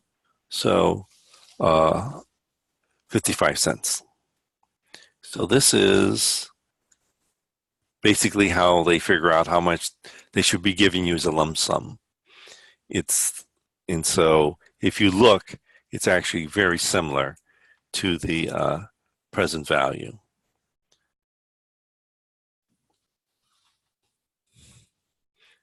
Okay, let me look at, loans, mortgages. So when you take out, if let's say buy a house and you don't have all the funds to actually buy the house, you take it out a loan and you have a mortgage on your house, and you have to keep paying the same amount for the life of your loan. Or let's say you want to buy a car, and you don't have enough money, you get a loan and you pay it back the same amount every month or whatever. So mortgages.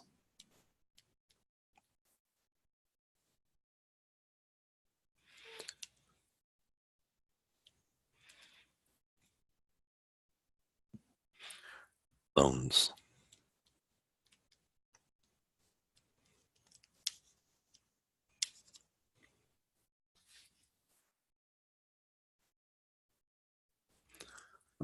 Amortization formula.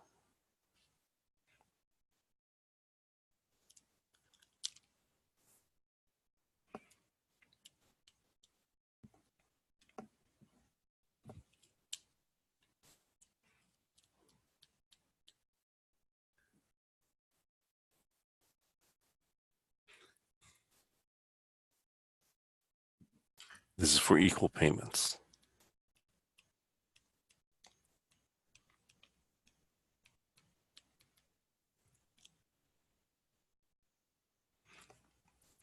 And so, just solving this equation here, for P, I get E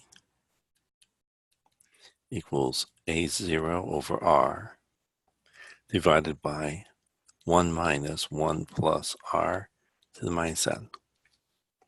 Okay, so let's say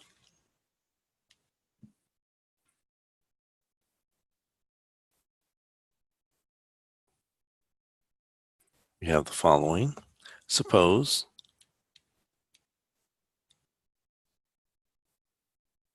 you take out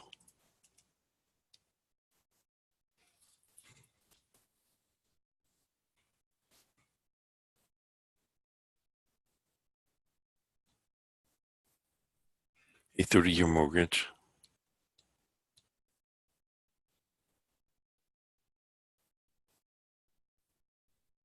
of $700,000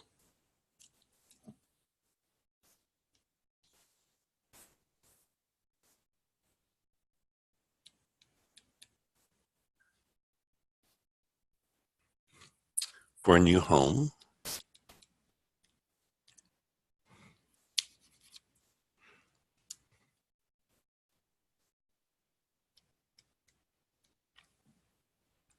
at 4.8% interest.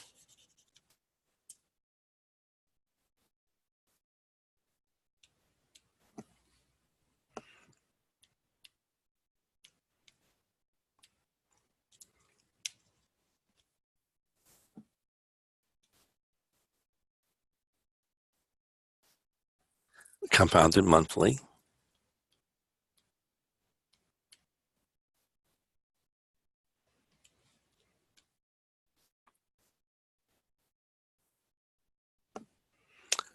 Determine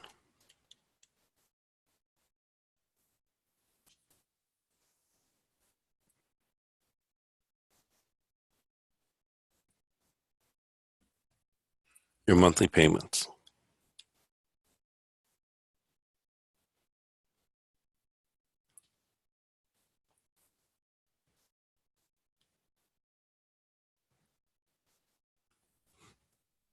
On this mortgage.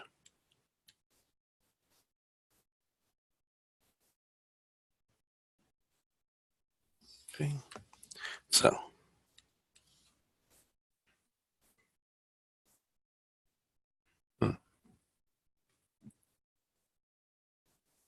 okay, thank you. Good. Okay, so I have E equals A0R divided by 1 minus 1 plus R to negative N. Well, you have a $700,000 loan.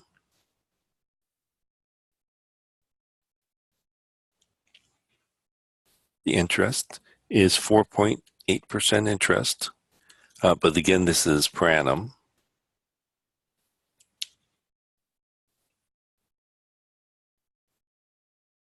So 0.048. Again, we want to do this per month, so I'm going to divide here by 12. And so R is 0.004. And again, N here is 30 years.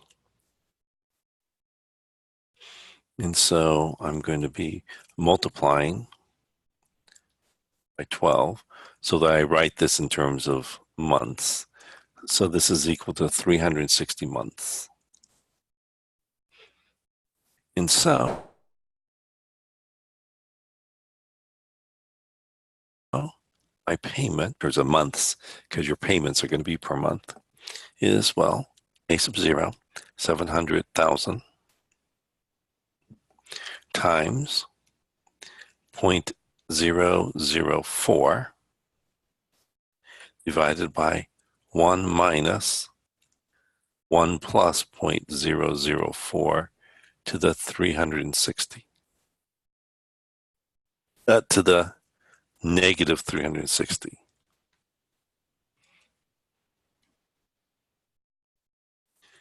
So this is approximately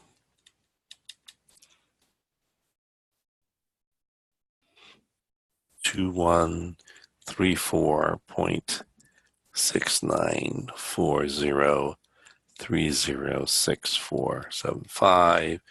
And so this is approximately $2,134.69. So that is your monthly payment on your mortgage. That really finishes off section 15.6. Let me go on to section 15.7, Pascal's triangle. and the binomial theorem.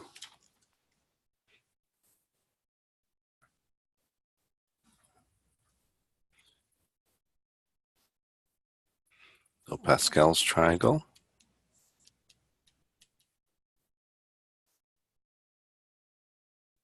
and the binomial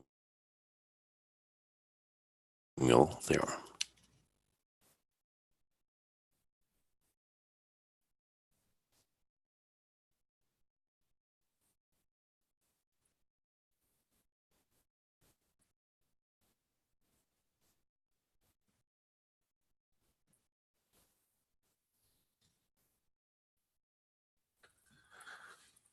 Okay, so let me recall special product formulas. So let's say I had x plus y to the 0. That would just equal 1. X plus y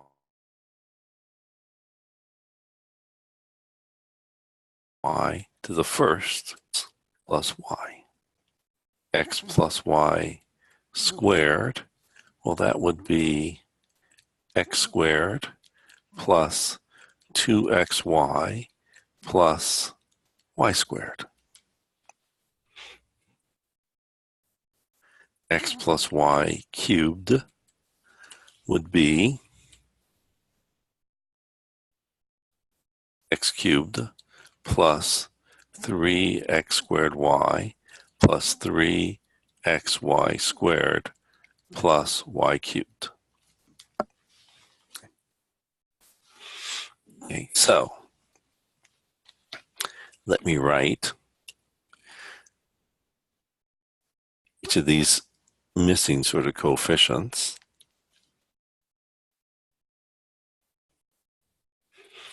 So if I look here, well, I have here 1, 1, 1, 1, 2, 1, 1, 3, 3, 1. And so if I look at, let's recall, Pascal's triangle,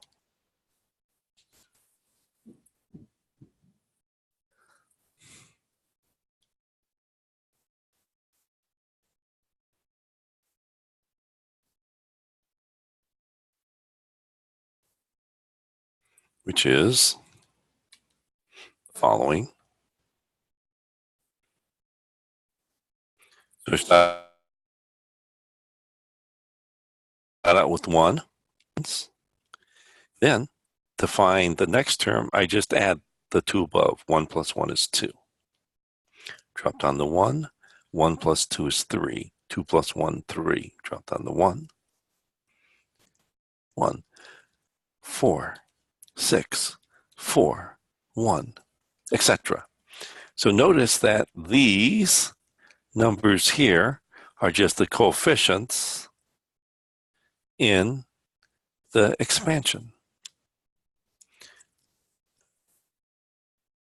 If you look at the exponents here, 3, 2 plus 1, 1 plus 2, 3, that always gives you this exponent here. If you notice the exponents of x, 3, 2, 1, 0, of y, 0, 1, 2, 3.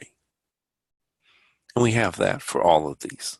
So from Pascal's triangle, it seems like you should be able to, in general, figure out one of these powers of these binomials to get a new sort of special product formula by just looking at Pascal's triangle and knowing these things about these exponents of your variables. But before I do that, let me give you ideas here. First, the factorial. I will define 0 factorial as 1. And I'll define n factorial as n times n minus 1 factorial. So 4 factorial It's just 4 times 3 times 2 times 1. So a factorial is really you start with that number and keep multiplying and times all the integers less the natural numbers less than that. So 4 factorial is just 24.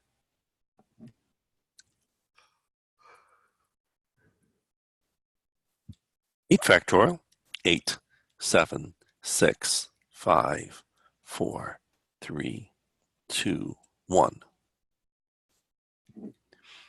is 40,320. Let me look here at the binomial coefficient.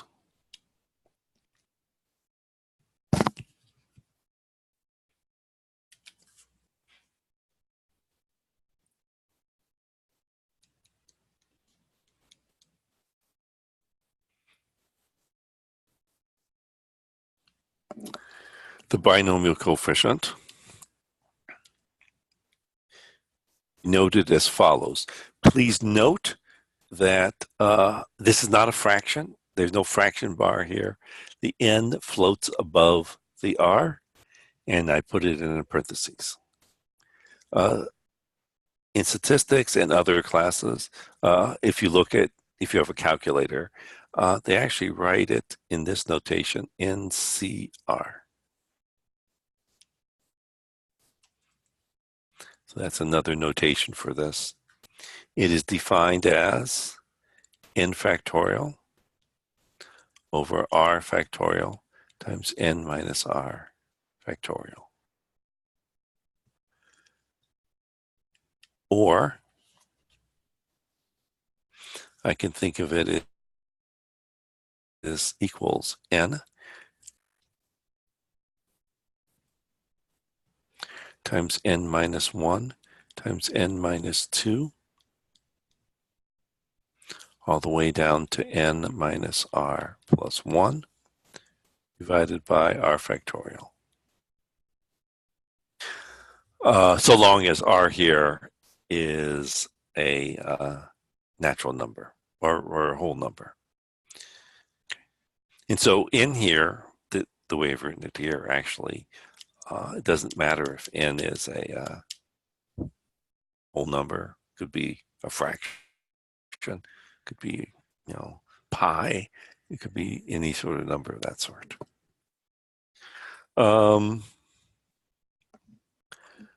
Let's do 12C4. So this is equal to 12 factorial over 4 factorial times 12 minus 4 factorial. So this is 12 factorial over 4 factorial times 8 factorial. So this is equal to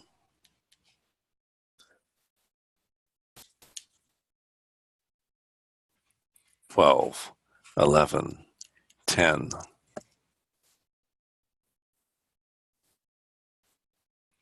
9, 8, 7, 6, 5, 4, 3, 1 over 4, 3, 2, 1 times 8, 7, 6, 5, 4, 3, 2, 1. So notice that these cancel. That's how we got this equation. So in the future, we'll just use this when doing a calculation, this when we're doing something theoretical. 12 divided by 12 cancels. N divided by 2 is 5. So 45 times 11.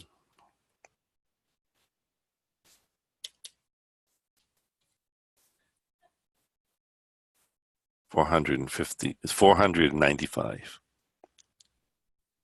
Okay.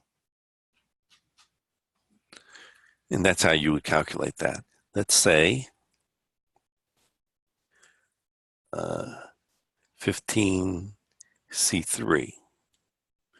You would just do 15 times 14 times 13 over 3 times 2 times 1. So notice you have 15, start at 15, write out 3 terms, because there's 3 here, over 3 factorial. 15 divided by 3 is 5. 14 divided by 2 is 7. So let me, 7 times 5 is 35, times 13 is 455.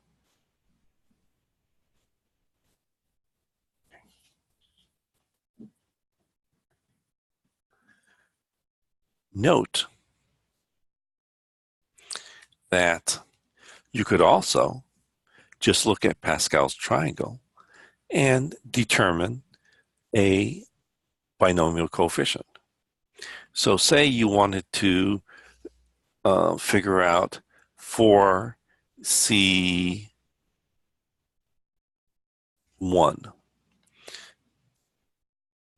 Okay, then you would say, oh, okay, well, if I wanted to do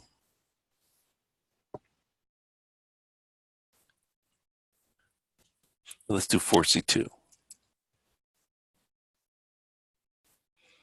So first, this will give you start counting here, this will give you the n, and these will give you the r. And you start counting at 0.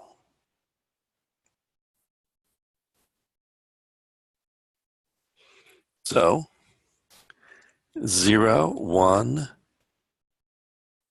2, 3, 4. So to find the 4 here, you have to look at this row, and now the column. So 0, 1, 2. Therefore, this number here is C sub 2.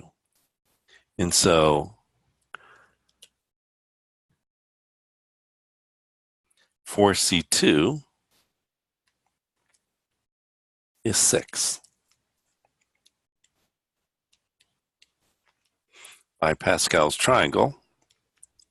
And we could have gotten that also by just saying, well, this is 4 times 3 over 2 times 1. 12 divided by 2 is 6. So again, you get the same number doing it either way. So from Pascal's triangle,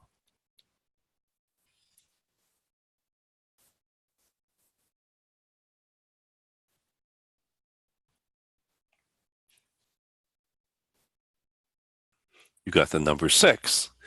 And using the definition, you also got the same value, 6. So using this relationship between Pascal's triangle and these binomial expansions, we have the following theorem. And so I have the binomial theorem.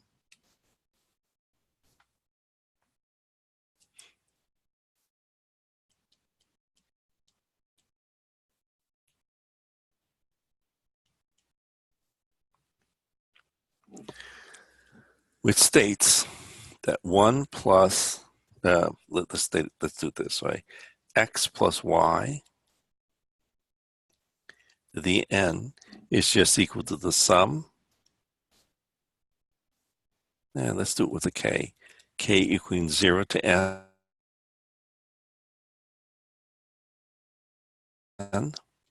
of n to the n minus k, y to the k.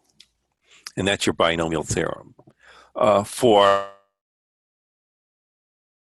are a whole number exponent. Note the following, that if I use that definition of NCK,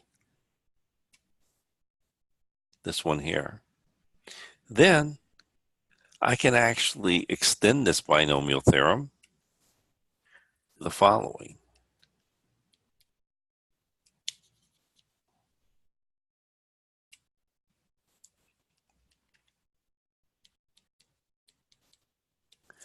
Where n here is any real number. It's just the sum, k equaling 0 to infinity of nck x to the n minus k y to the k. And so this expansion can be modified as follows. Okay, so let me do on page 692.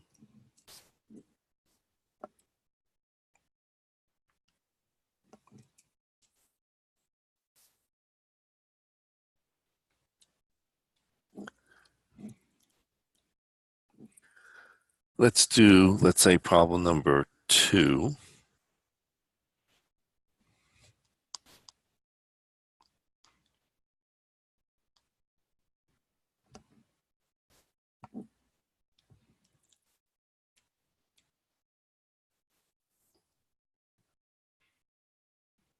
Actually, let's do problem number 3. Let's do problem 3.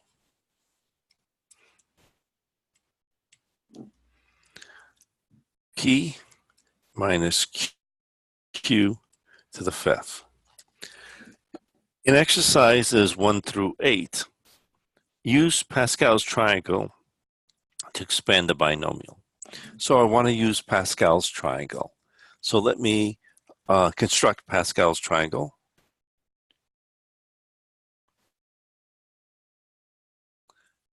So let's right here. So 1, 1, 2, 1, 1, 3, 3, 1, 1, 4, 6, 4, 1, 10, 10, 5, 1. Okay, so actually I can push this down a little bit then. So now I can use this.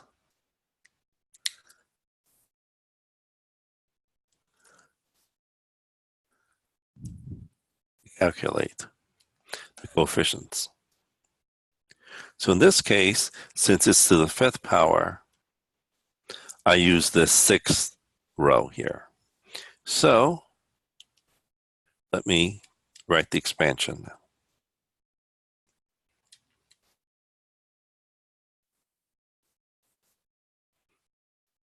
So this is equal to 1, because there's a 1 there, p to the 5th negative q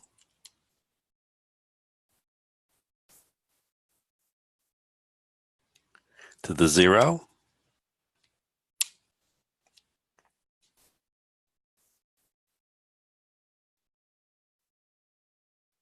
plus 5 p to the 4 q to the 1 plus 10 p to the 3 q to the 2 plus 10 p to the 2nd q to the 3rd plus 5 p to the 1st q to the 4th plus 1 p to the 0 So let's simplify this. So this is equal to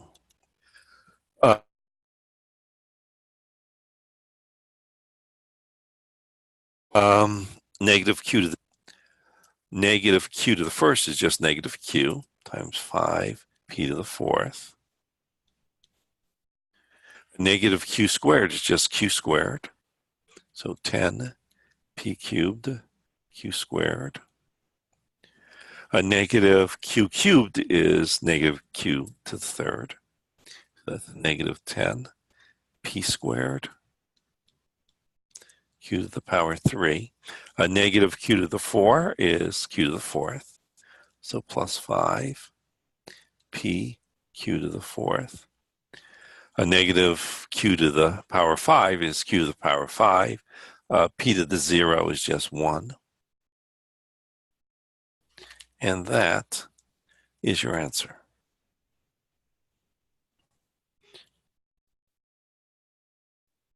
Looking very similar to a special product formula. So this is another special product formula, p minus q to the fifth. Okay, let me do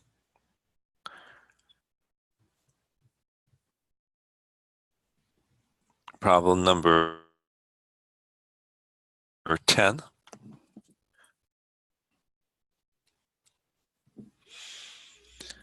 A plus a squared plus b cubed. The power 11.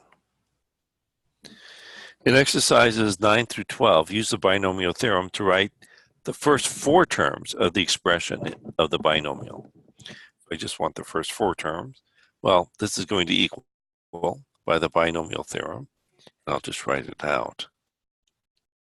Sum k equaling 0 to 11 of 11ck times a squared to the 11 minus k times b cubed to the k. So let me only write out the first few terms. So this is equal to 11c0 a squared to the 11 minus 0 b cubed to the 0 plus. So I'm going to simplify each of these terms eventually. 11c1 a squared to the power 11 minus 1 b cubed to the first plus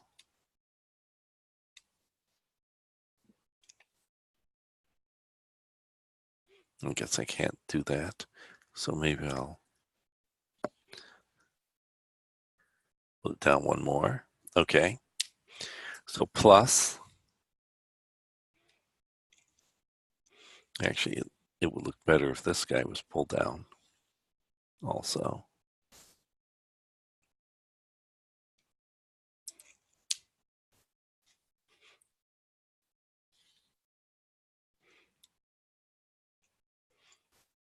Okay.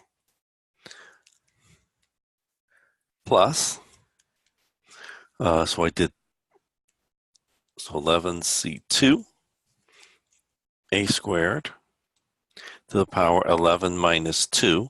So notice 11 minus 2. So it's 0, 1, 2.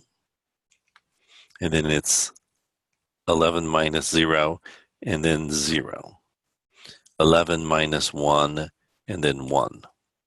11 minus 2 and then 2.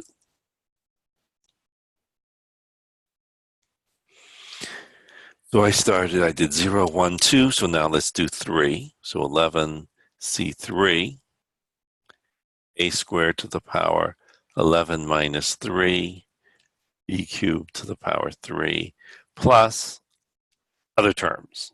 So they only told me to write the first 4 terms. So the other terms we're just not writing. They're there we just didn't write them. Much more terms I just didn't write.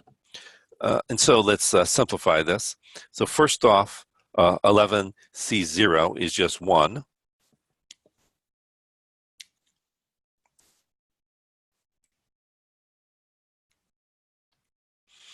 And this is a squared to the 11. And then, well, b cubed to the 0 is just 1. Plus 11C 1 is just 11.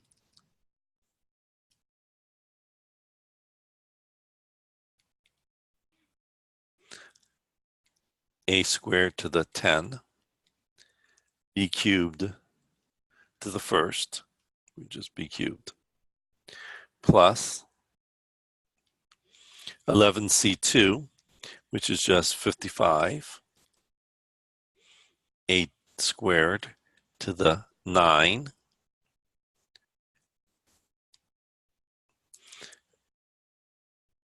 b cubed squared,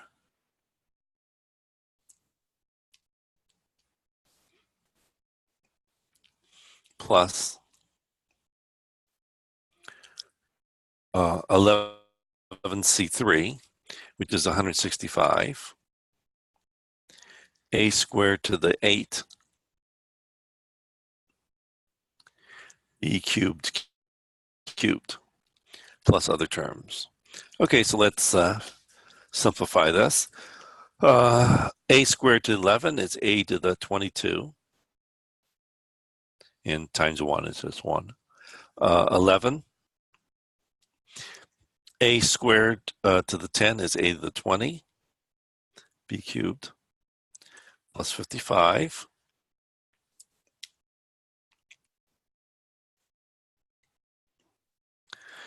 Two times 9 is 18. 3 times 2 is 6, plus 165. 2 times 8 is 16.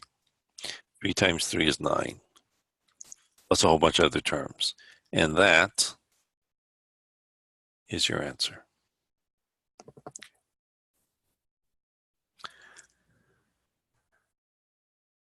Let me do, say, problem number 14.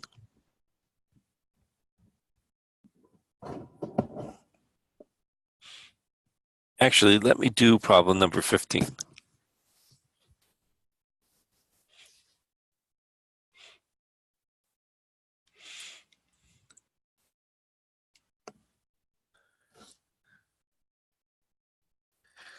X squared plus 2 to the power 10, 11. And I want the 10th term. In exercises 13 through 21, find the indicated term in the binomial expansion. Okay, so let's do that. Notice the following. Well, so each of our terms in the binomial expansion will look something of this form, okay? So in this case, n is just the exponent, the power in that binomial. And if I want to figure out what term, well, let's see. Notice like the fourth term here was this bottom term was 3. So this is the first, second, third, fourth term. So the bottom term is 1 less than what I said. So to figure out the 10th term, I would do 11C9 times x squared to the power 11 minus 9 and the 2 to the power 9.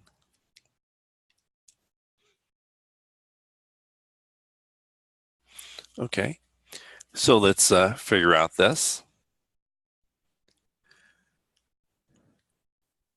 And so 11C9 is 55, same as 11C2.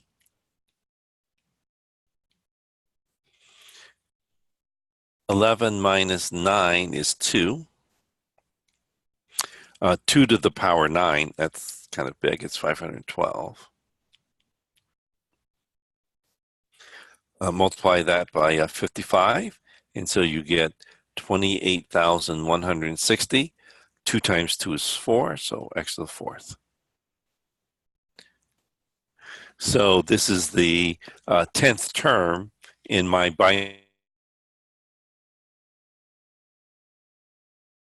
binomial expansion.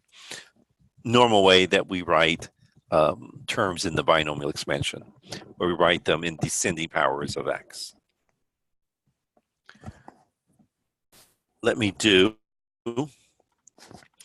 problem number 16.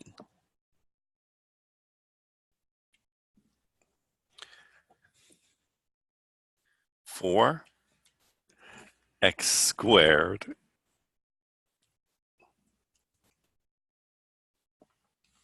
oops.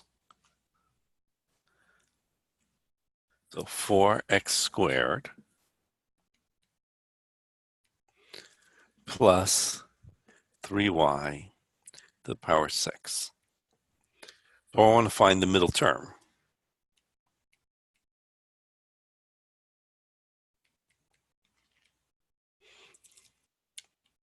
Well, to find a middle term, usually you have to look at the number of elements in your list, add 1 to it, and then divide by 2. But since we're starting at 0, we've actually already added 1. And so, to find the middle term, I'll just do 6, divide it by 2. So it should be when k or r, whatever I want to call it, is 3. And so the middle term will be 6c3 times 4x squared to the power 6 minus 3 times 3y to the power 3. And so let's simplify this.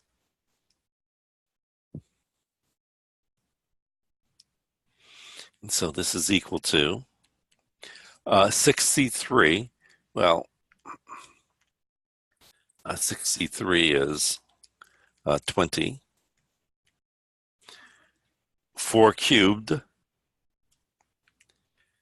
is 64. 2 times 3 is 6. And y cubed as well, just y cubed.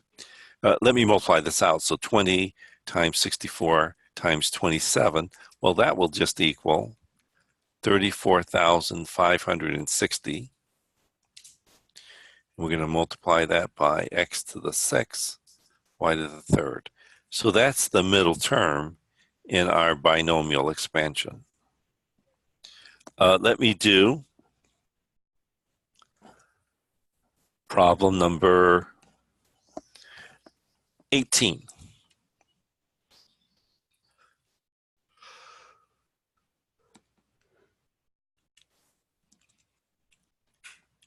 So in problem 18, we have 4x squared plus 3y to the 7. And it says to find the two middle terms.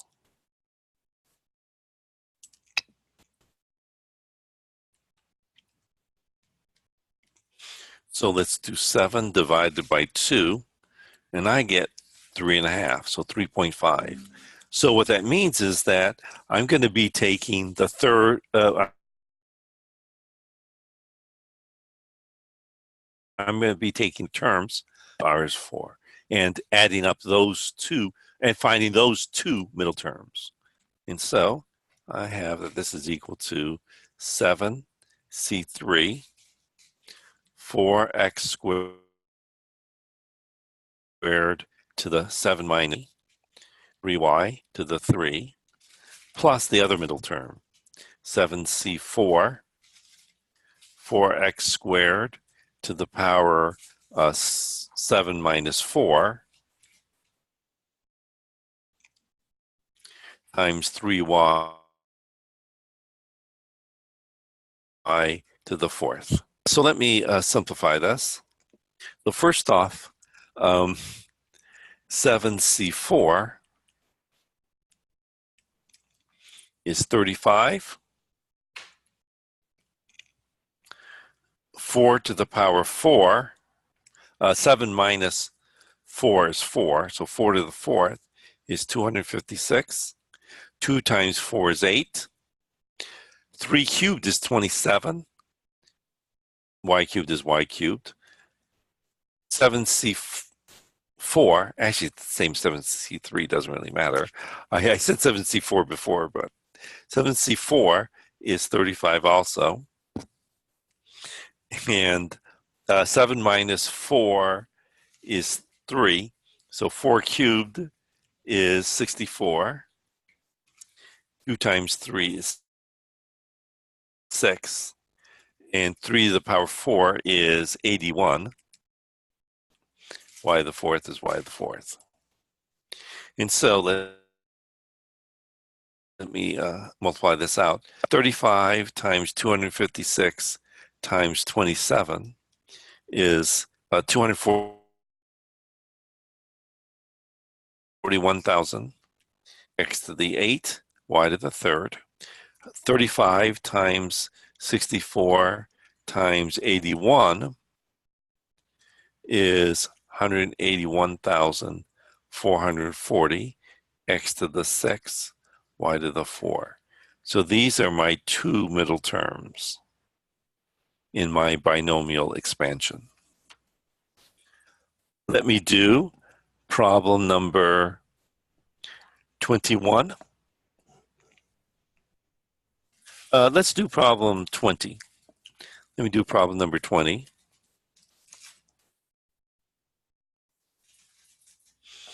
Which is 2x cubed minus 3 over x squared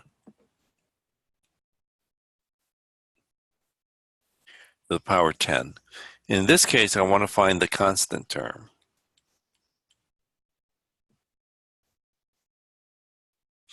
So in my binomial expansion, each term looks like this. So I have some constant, some x's to some powers, and I want it to be a constant term. So I want that I only have constants. I have no variables. Well, this first one's x cubed. The other one's like a 1 over x squared. So I want to give me x to the power of 0. So let me only worry about the variable, not the constants. Well, let me write down the general term here. And then I'll say that I want to only look at one of them. So the general term in the expansion would look like 10ck times 2x cubed to the 10 minus k times negative 3 over x squared to the k. And I want that to be some constant. There'll be some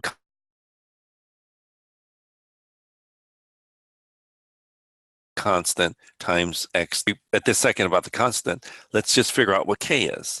And so let's get rid of this constant, this constant, this constant here. And so then I should have that x cubed to the power 10 minus k, 1 over x squared to the power k. I want that to be x to the 0. And let's figure out what k is. So this is x to the 30 minus 3k. This is x to the negative 2k. combine like terms. I have the same base. So I add exponents, combine like terms. I get x to the 30 minus 5k is x to the 0. Since the exponential function is injective, and since these are equal for all x, then I must have the exponents are equal. Add 5k to both sides of your equation, divide by 5. So k is 6. So that says that I should have let k equal 6 in this expansion. Let's figure out the constant term. So it's 10 C6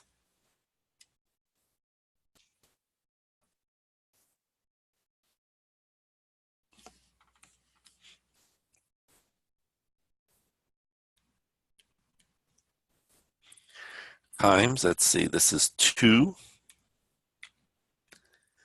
x cubed to the power 10 minus 6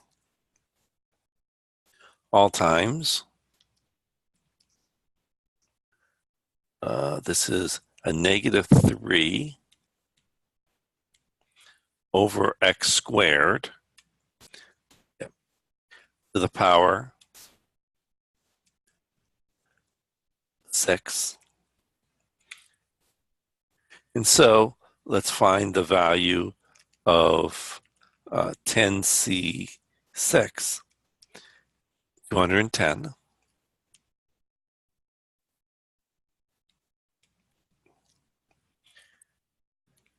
10 minus 6 is 4. 2 to the 4th is 16. 3 times 4 is 12.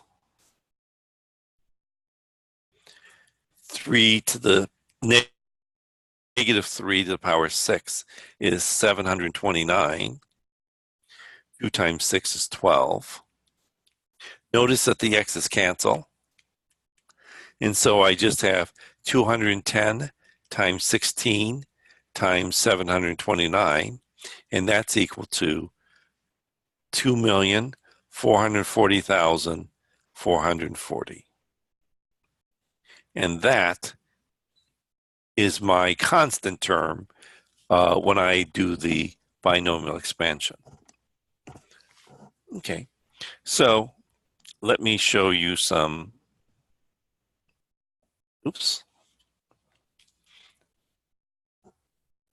properties of Pascal's triangle, or properties of the binomial coefficient, whatever you want. Yeah, let's say properties of the binomial coefficient.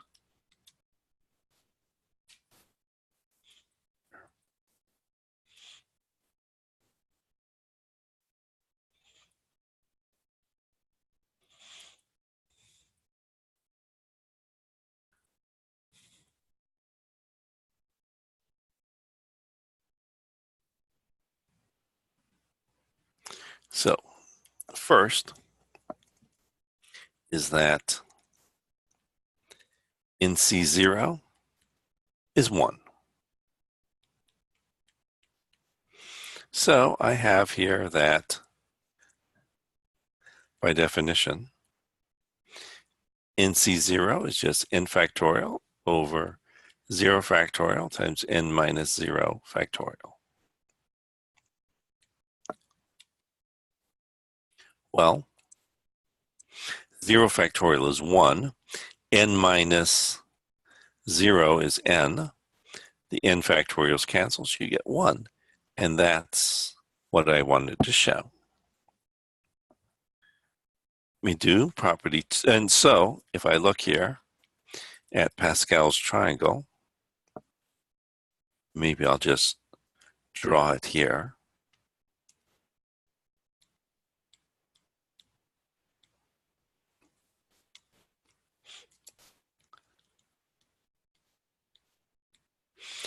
That says that all these terms here are equal to 1. Okay. Let me do property 2. It says that NCN is equal to 1. So that says that all of these are equal to 1. Okay, so let's show that. Well, NCN is just n factorial over n factorial, n minus n factorial. So this is equal to n factorial over n factorial times n minus n is 0.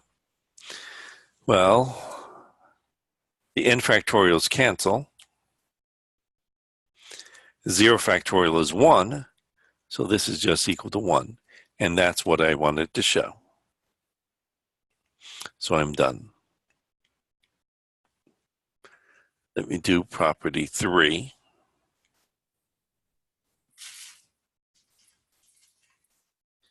NC1 is equal to n.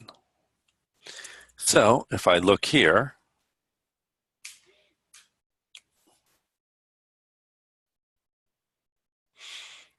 this is when R is when n is 1, 2, 3, etc. So that tells you, so these are just 1, 2, 3. Okay, Pascal's triangle. So let's show that.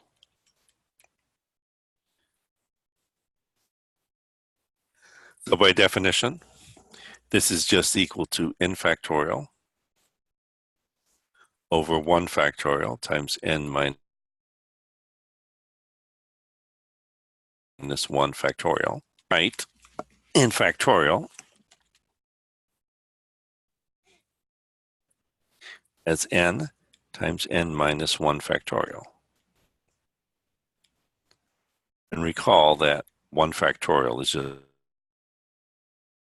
just 1. So the n minus 1 factorials cancel, and n divided by 1 is just n. And that's what I wanted to show. Let me do property 4.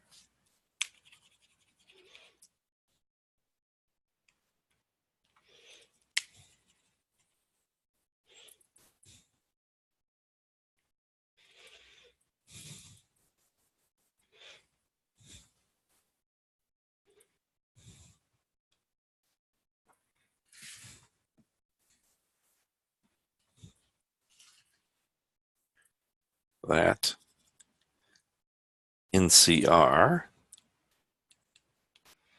is equal to NCN minus R. Okay, so this says that, well, if I look at Pascal's triangle, that there's a symmetry, that this side of the triangle looks the same as that side of the triangle. Somehow my one got skewed by a little bit, but I'll put the 1 there so it's along the line. Okay, so there's a nice line of symmetry where one half of these look like the other half. Okay, along this line of symmetry. So let's show this.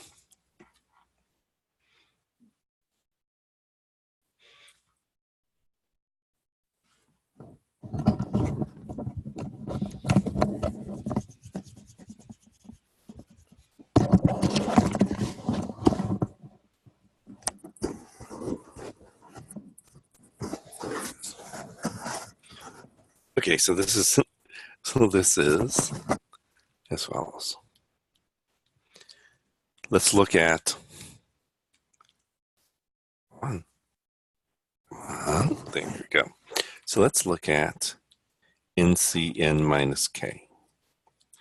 And then let's try to write it as NCK. So by definition,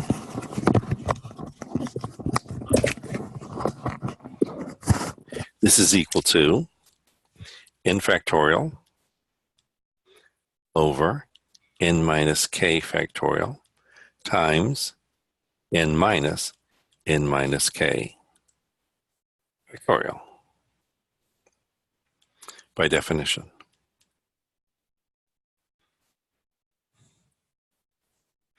Now, let's just distribute the negative sign inside the parentheses. Notice that the n's cancel.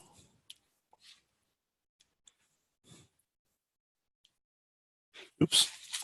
And now, let me just rewrite this. And so, let me rewrite this.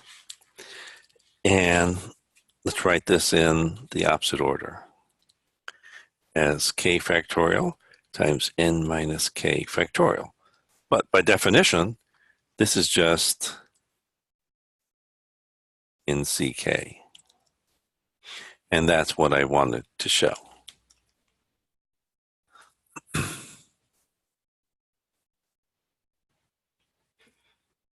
Okay, let me do number 5.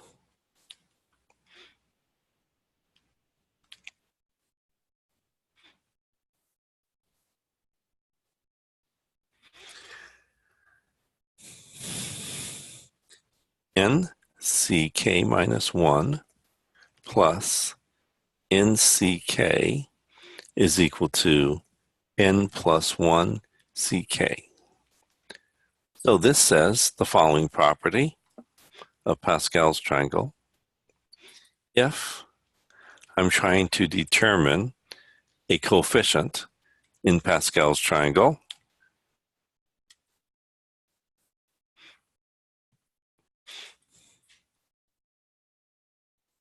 come on, you can move.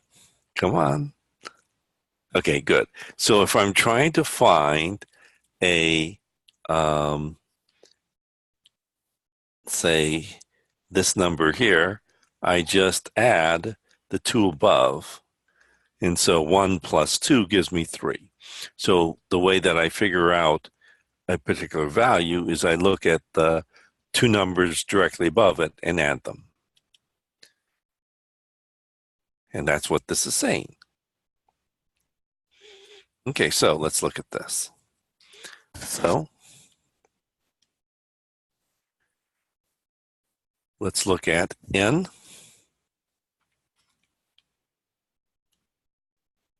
ck minus 1 plus nck. So by definition, this is n factorial k minus 1 factorial times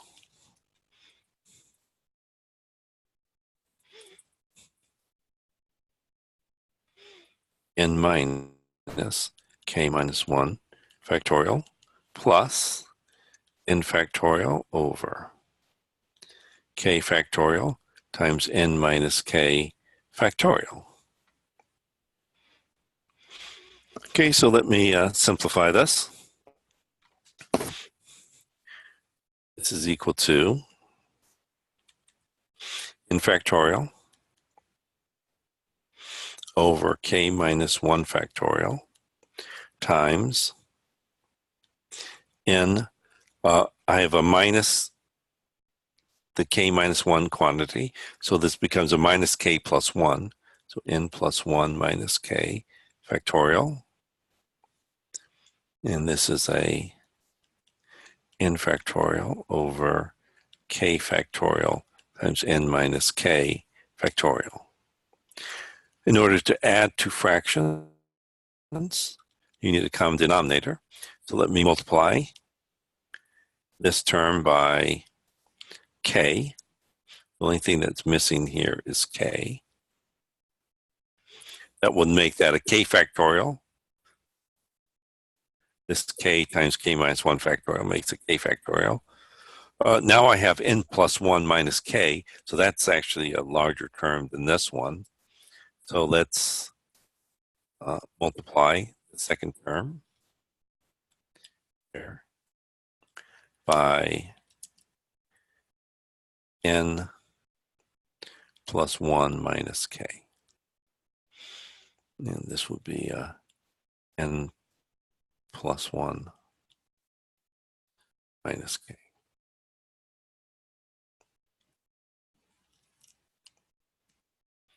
That I'm multiplying by.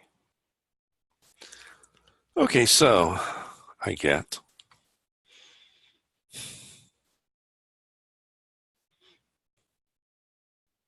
my common denominator is k factorial over n plus 1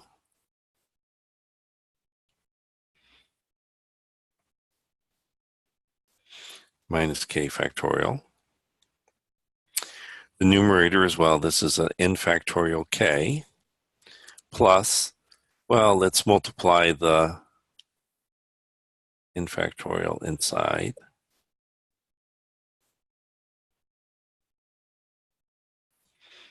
And so I get n plus 1 factorial minus n factorial k. The n factorial k's cancel. And so you just get n plus 1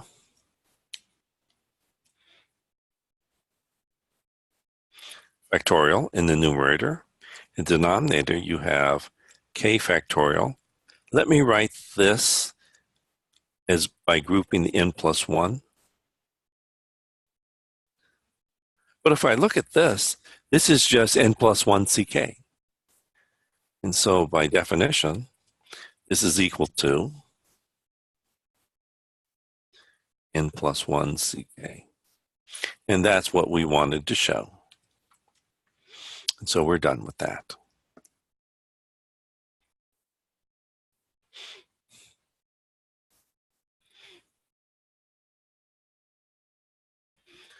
Okay, let me do property 6. So let me do property 6.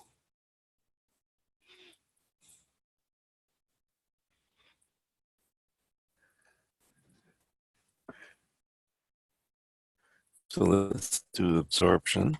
So k times n ck equal to n times n minus 1 ck minus 1.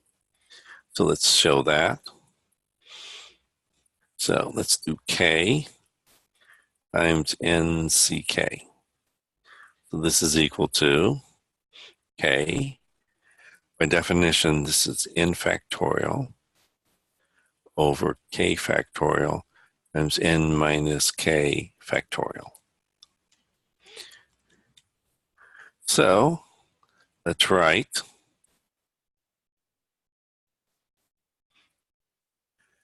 n factorial is n times n minus 1 factorial.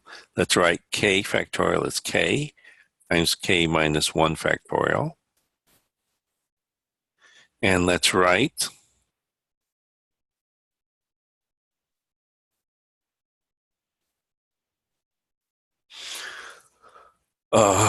zero as 1 minus 1.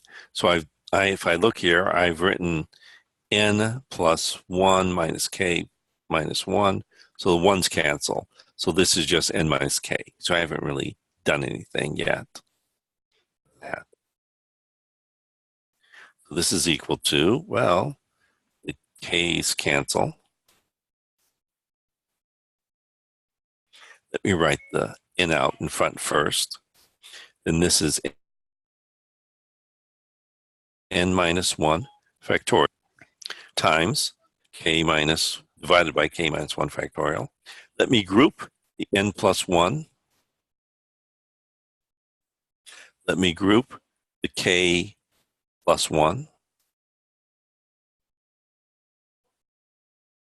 I'm sorry. I want to write it this way.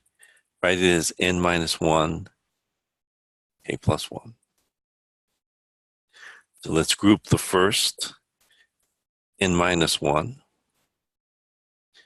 Then this is just k minus 1 factorial. But now, if I look at this, This, by definition, is just n minus 1 ck minus 1. And that is what I wanted to show. So I've shown this particular absorption property.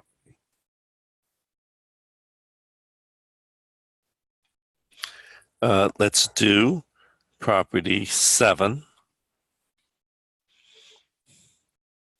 another absorption property.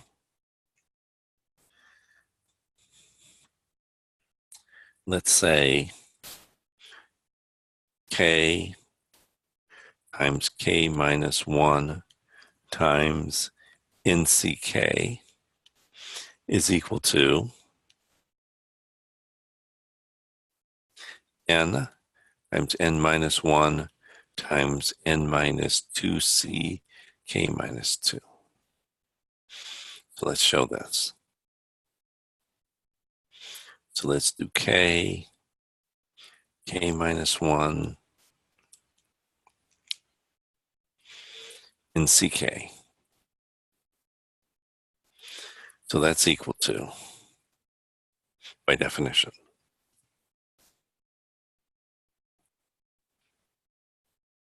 of nck, k times k minus 1 times n factorial over k factorial times n minus k factorial.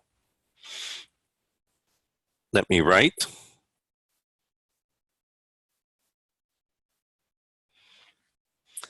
n factorial as n times n minus 1 times n minus 2 factorial. That's right, k factorial is k times k minus 1 times k minus 2 factorial. Let's write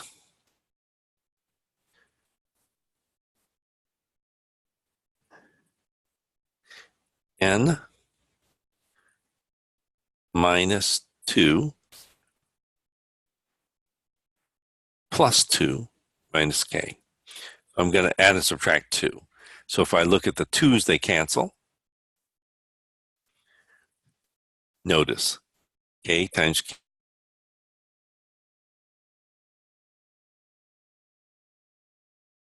k minus 1 cancel.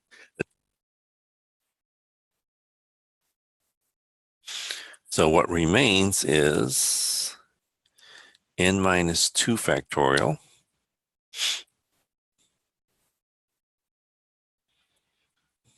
over k minus 2 factorial times, let's group the n minus 2, and let's group the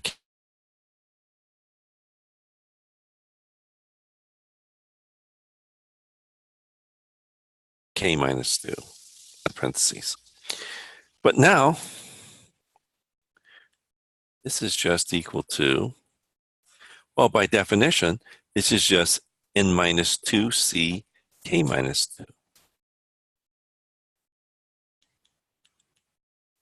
And that is what I wanted to show. And so I'm done. Scroll, do something. Okay, and so I am done. Let me go on to property 8. So property, let me give you a notation.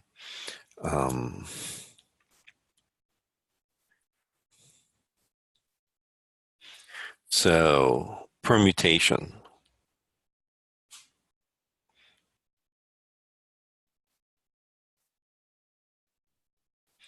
is just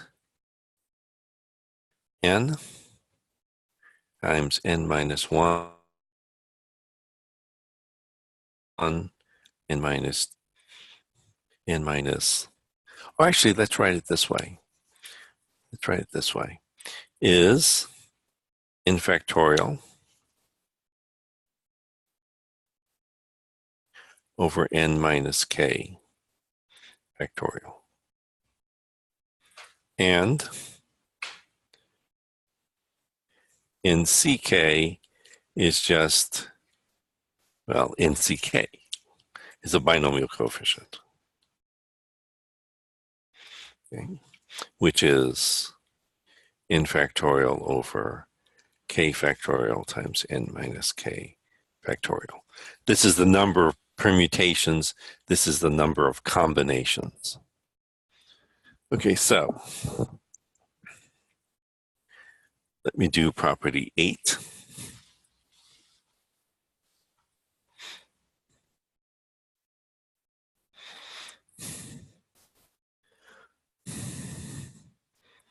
RPK times NCR is the same as NPK times N minus K CR minus K. So let's try to prove this. So let's look at NPK times N minus K CR minus K. So this is equal to NPK, n factorial over n minus k factorial. Let's look at n minus k CR minus k. So this is n minus k factorial over r minus k factorial times n minus k minus r minus k factorial. Okay, so let's simplify this. So this is equal to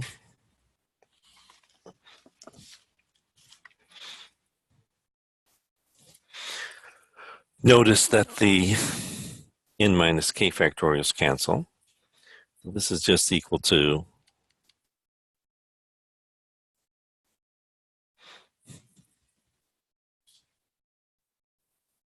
n factorial over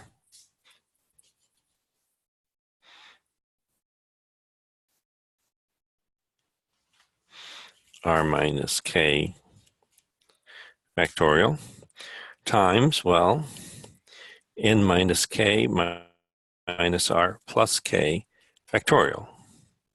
Notice that the k's cancel. So this is equal to n factorial over r minus k factorial times n minus r factorial. Okay, so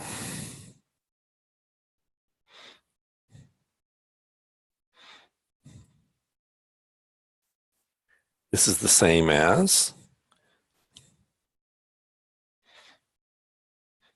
let's multiply and divide by r factorial. So this is the same as, well, r factorial over r minus k factorial. And this is n factorial over r factorial times n minus r factorial. So I've split this up into two pieces. I wrote this piece here with the r factorial, and then this piece here with that r factorial.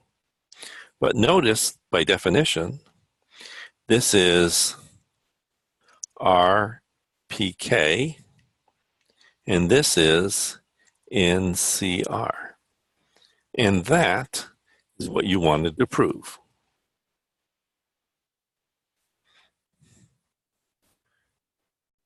So I'm done. Let me do, oops, no, I forgot for 1 second. This is which property? I think, yeah, I'm on property 8. So property 9. So property 9 is, well, the binomial theorem. So x plus y to the n is the sum k equaling 0 to n of nck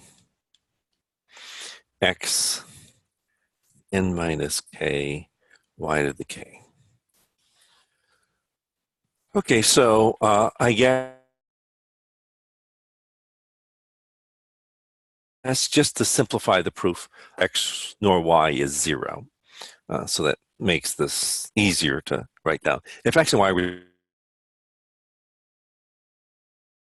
0, you could just make like 0 to the power 0 is 1, and this formula would still work. Let's just assume that x and y are not 0. So let me try to prove this by mathematical induction. So first, let's do the initial case.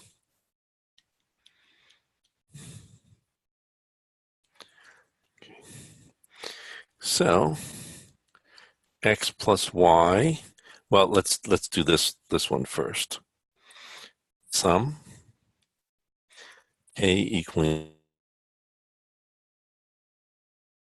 0 of 0 ck x to the 0 minus k y to the k.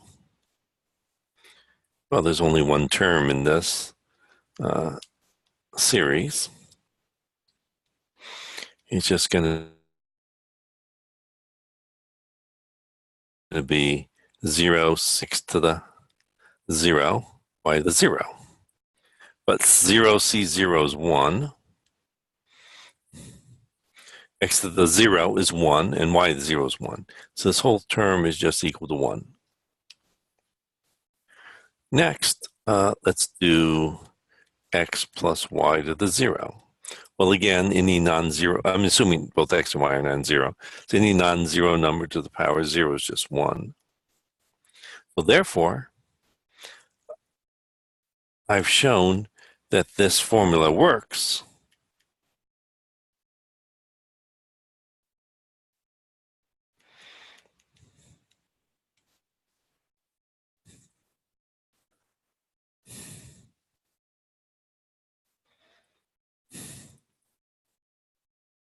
When n is 0.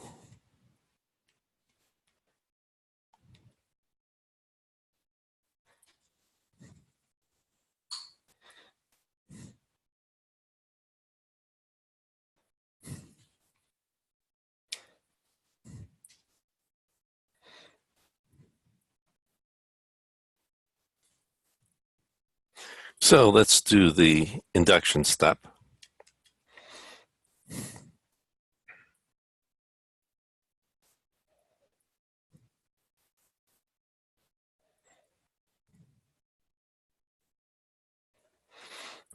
So let's suppose that x plus y to the n is equal to the sum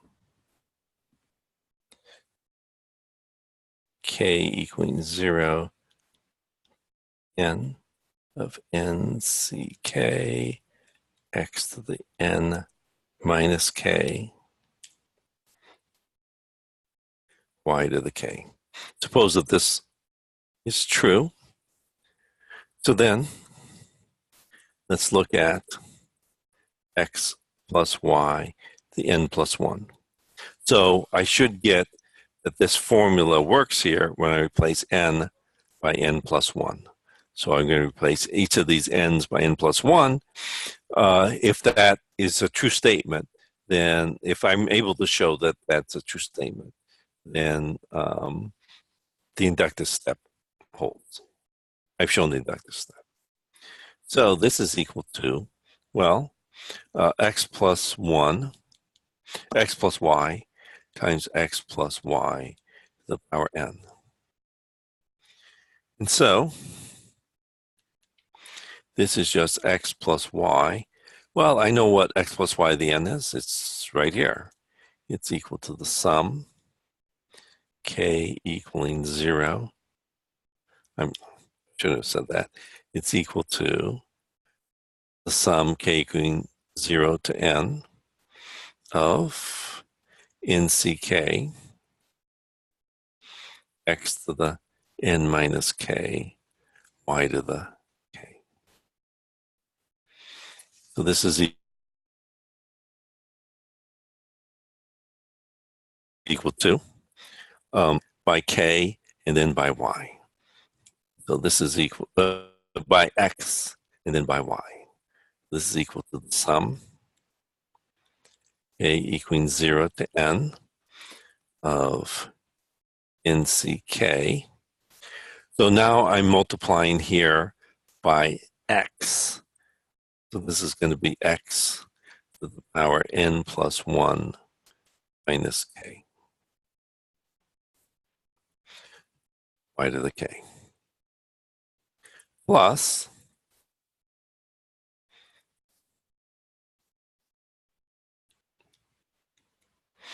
now let's multiply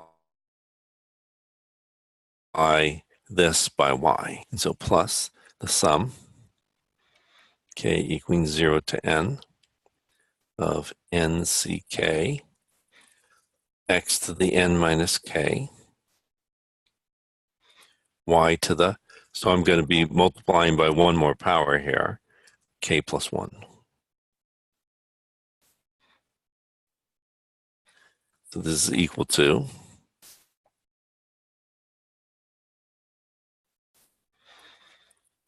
well, let me write out the first term of this. So this is n c0, x to the n plus 1 minus 0, y to the 0, plus all the other cases. Sum, k equaling 1 to n, of nck, x to the n plus 1 minus k, y to the k.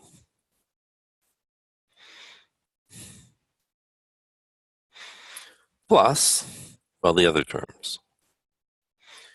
And so, plus this other series, sum k equaling 0 to, let's only go up to the, not quite the previous to the last term. So n minus 1.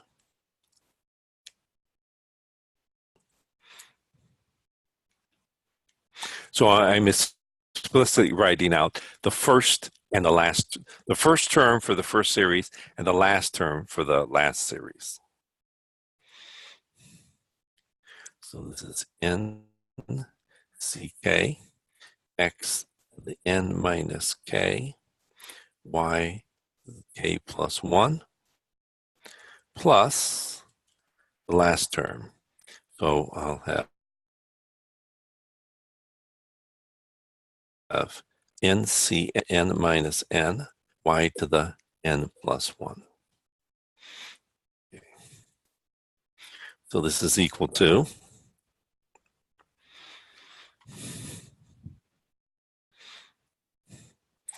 well, let's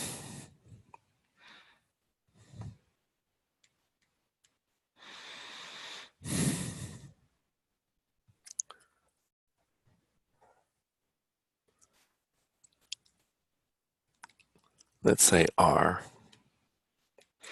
equal k plus 1. Okay.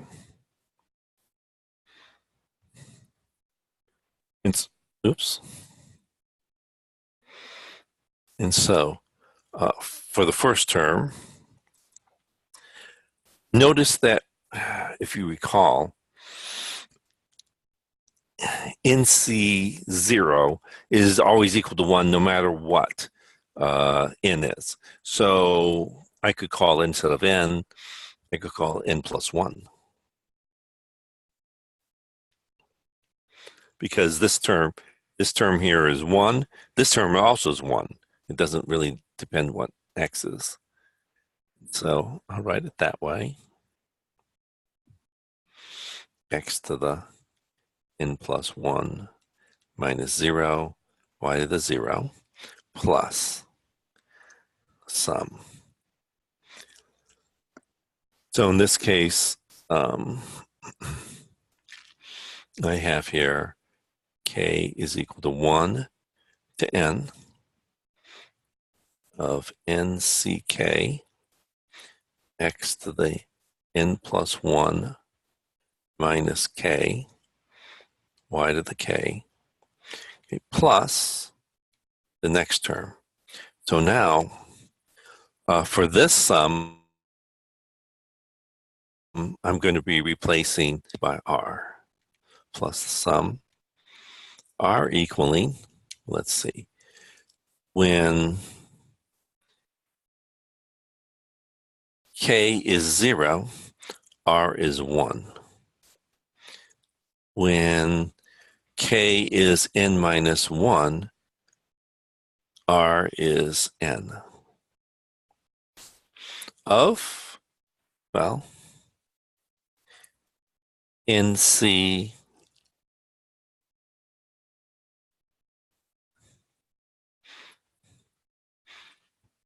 k, and so k, well, let's see, k will just be r minus 1.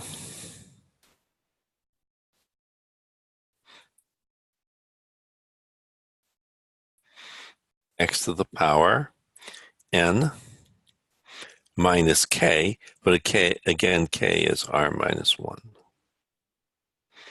Y to the k plus 1, and so k plus 1 is just r.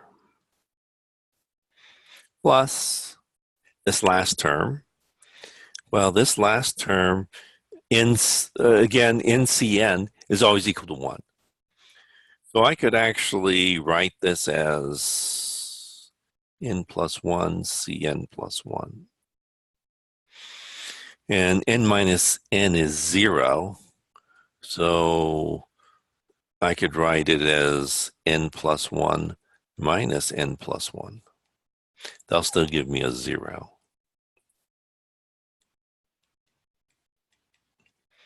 I did the n plus 1. So this is equal to, maybe I should have written it here. Notice that n minus r minus 1 is the same as n minus r plus 1. So let's write this as n plus 1 minus r.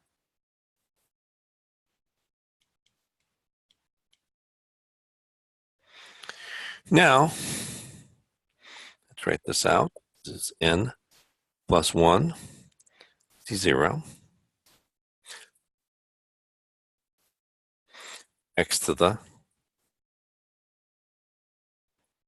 n plus 1 minus 0, y to the 0, plus sum k equaling 1 to n of n ck x to the n plus 1 minus k y to the k. Now, this r here is just a dummy index. I could call it r or I could call it k. But notice that if I called this rk, then this term here is the same as this term. It's x to the power n plus 1 minus k. And this term is the same as that. So these two sums are the same. It's just that these are different. So let's factor them out.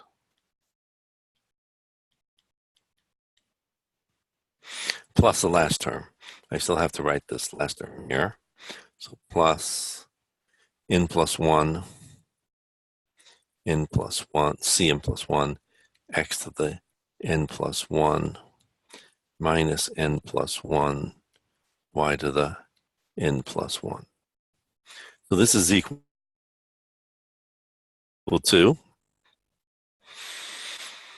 Well, let's write it one last time. N plus 1, C0, x to the n plus 1 minus 0.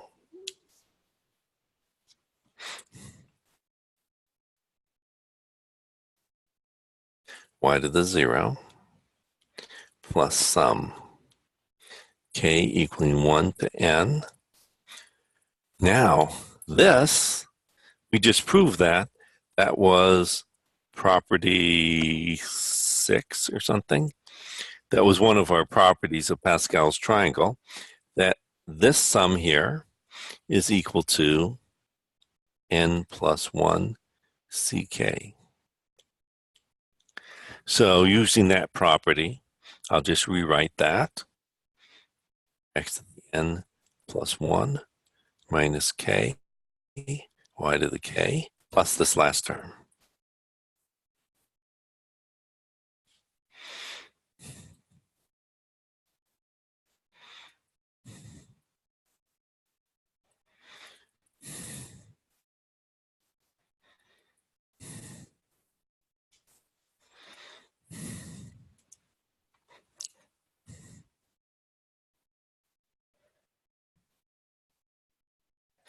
And y to the n plus 1.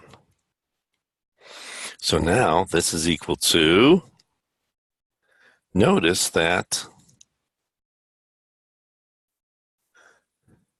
if I replace k here by 0,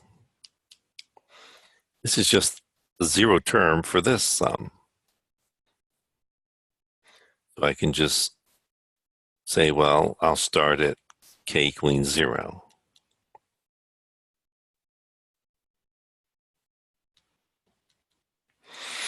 And this term here is the same as this if I replace k here by n plus 1. This is just the n plus first term. But now, if I look here, I've shown that if I replace n by n plus 1, I get the same formula. I just replace n by n plus 1. So therefore, I've shown that the induction case works. And so I've shown the induction step. And so, by the principle of mathematical induction,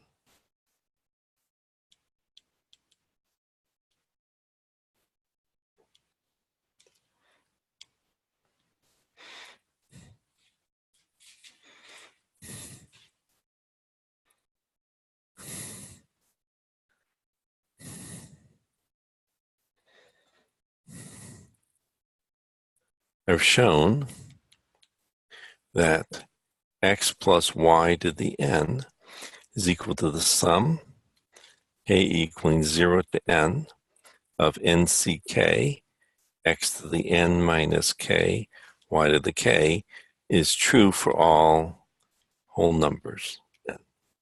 And that's what I wanted to show. Okay, so let's do, now I forgot what property it is, but let's say, let's look. I think it's property 9 I'm finally at. I know I'm at property 10. Okay, so let me show you, let me do property 10.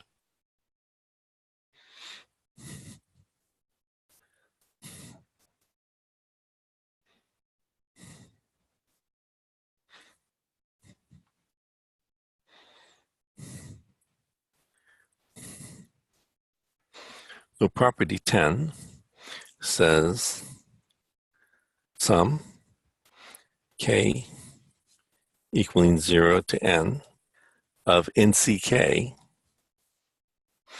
that this is just equal to 2 to the n. Okay, so let's prove this. Well, 2 to the n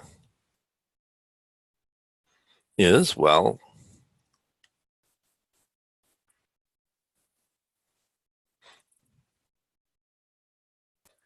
two is 1 plus 1.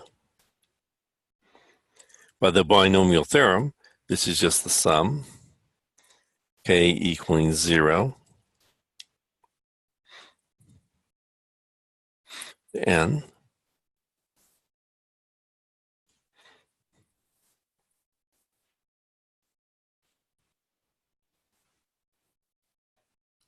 of nck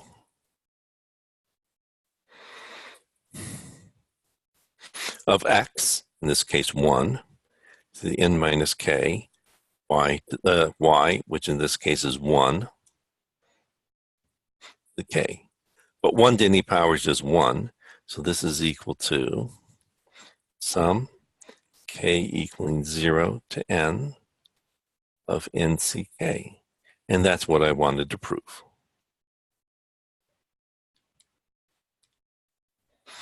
Okay, so let me do property 11.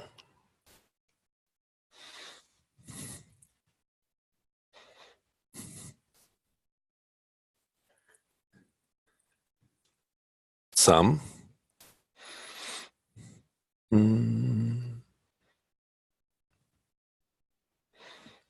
j equaling 0 to k of ACJ. Yeah, I'll use an I. So this will be the sum I equaling 0 to k of ACI B CK minus I. If you add these up, you get A plus B CK. Okay, so let me do this.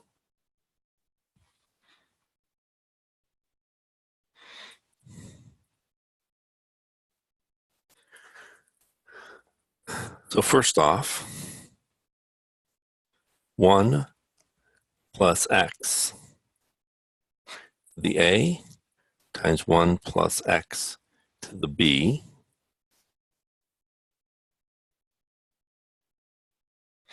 This is equal to, by the binomial expansion, sum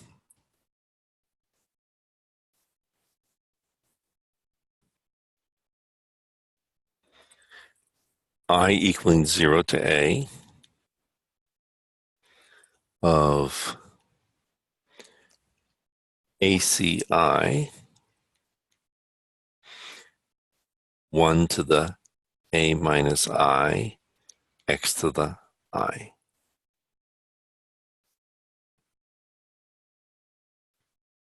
So that's just using the binomial expansion, the binomial theorem, times, well, let's do it again. Sum j equaling 0 to b of b j 1 to the b minus j x to the j. So this is equal to, well, let's just multiply. So this is the sum, I equaling 1, a equaling 0, to a, c, I, x to the I,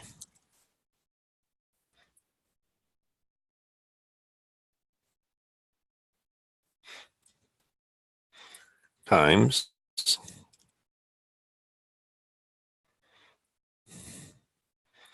sum j equaling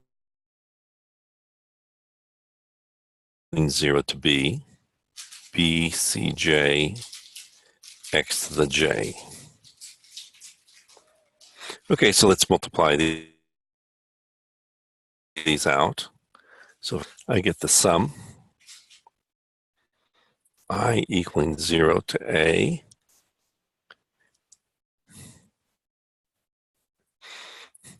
sum j equaling 0 to b, just multiplying these using this distributive property of A, C, I, B, C, J of x to the power, well, I times j. And so x to the power I plus j. So now let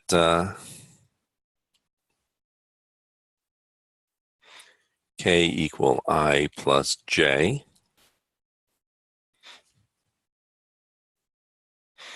So this is equal to sum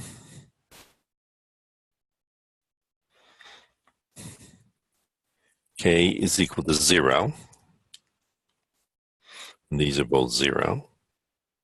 2, well, let's see, when both I and j are a and b, this would be a plus b.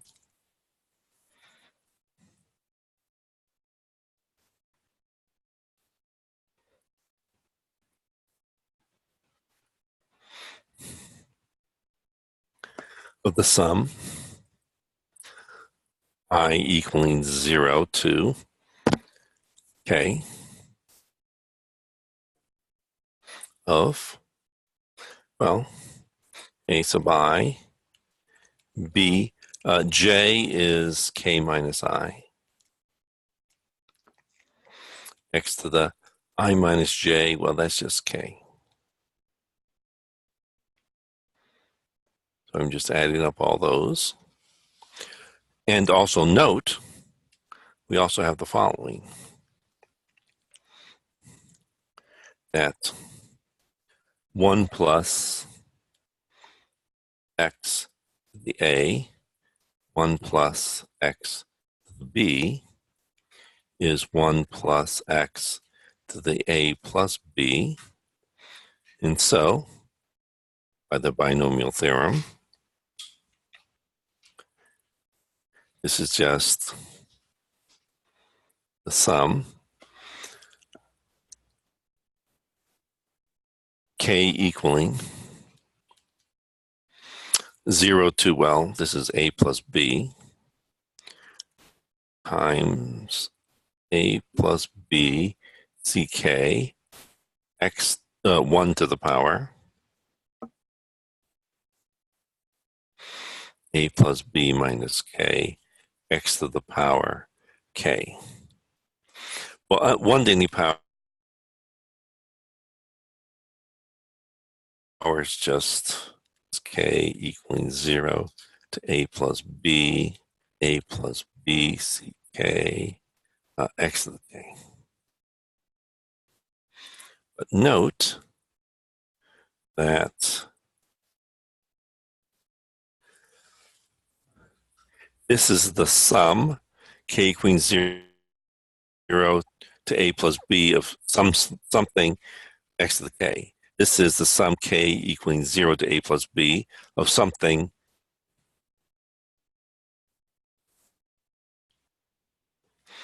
times x to the k. So these things inside the brackets must be the same, since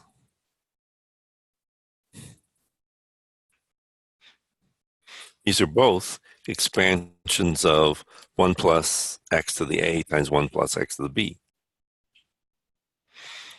So therefore, I get that the sum, that this guy here, the sum I equaling 0 to k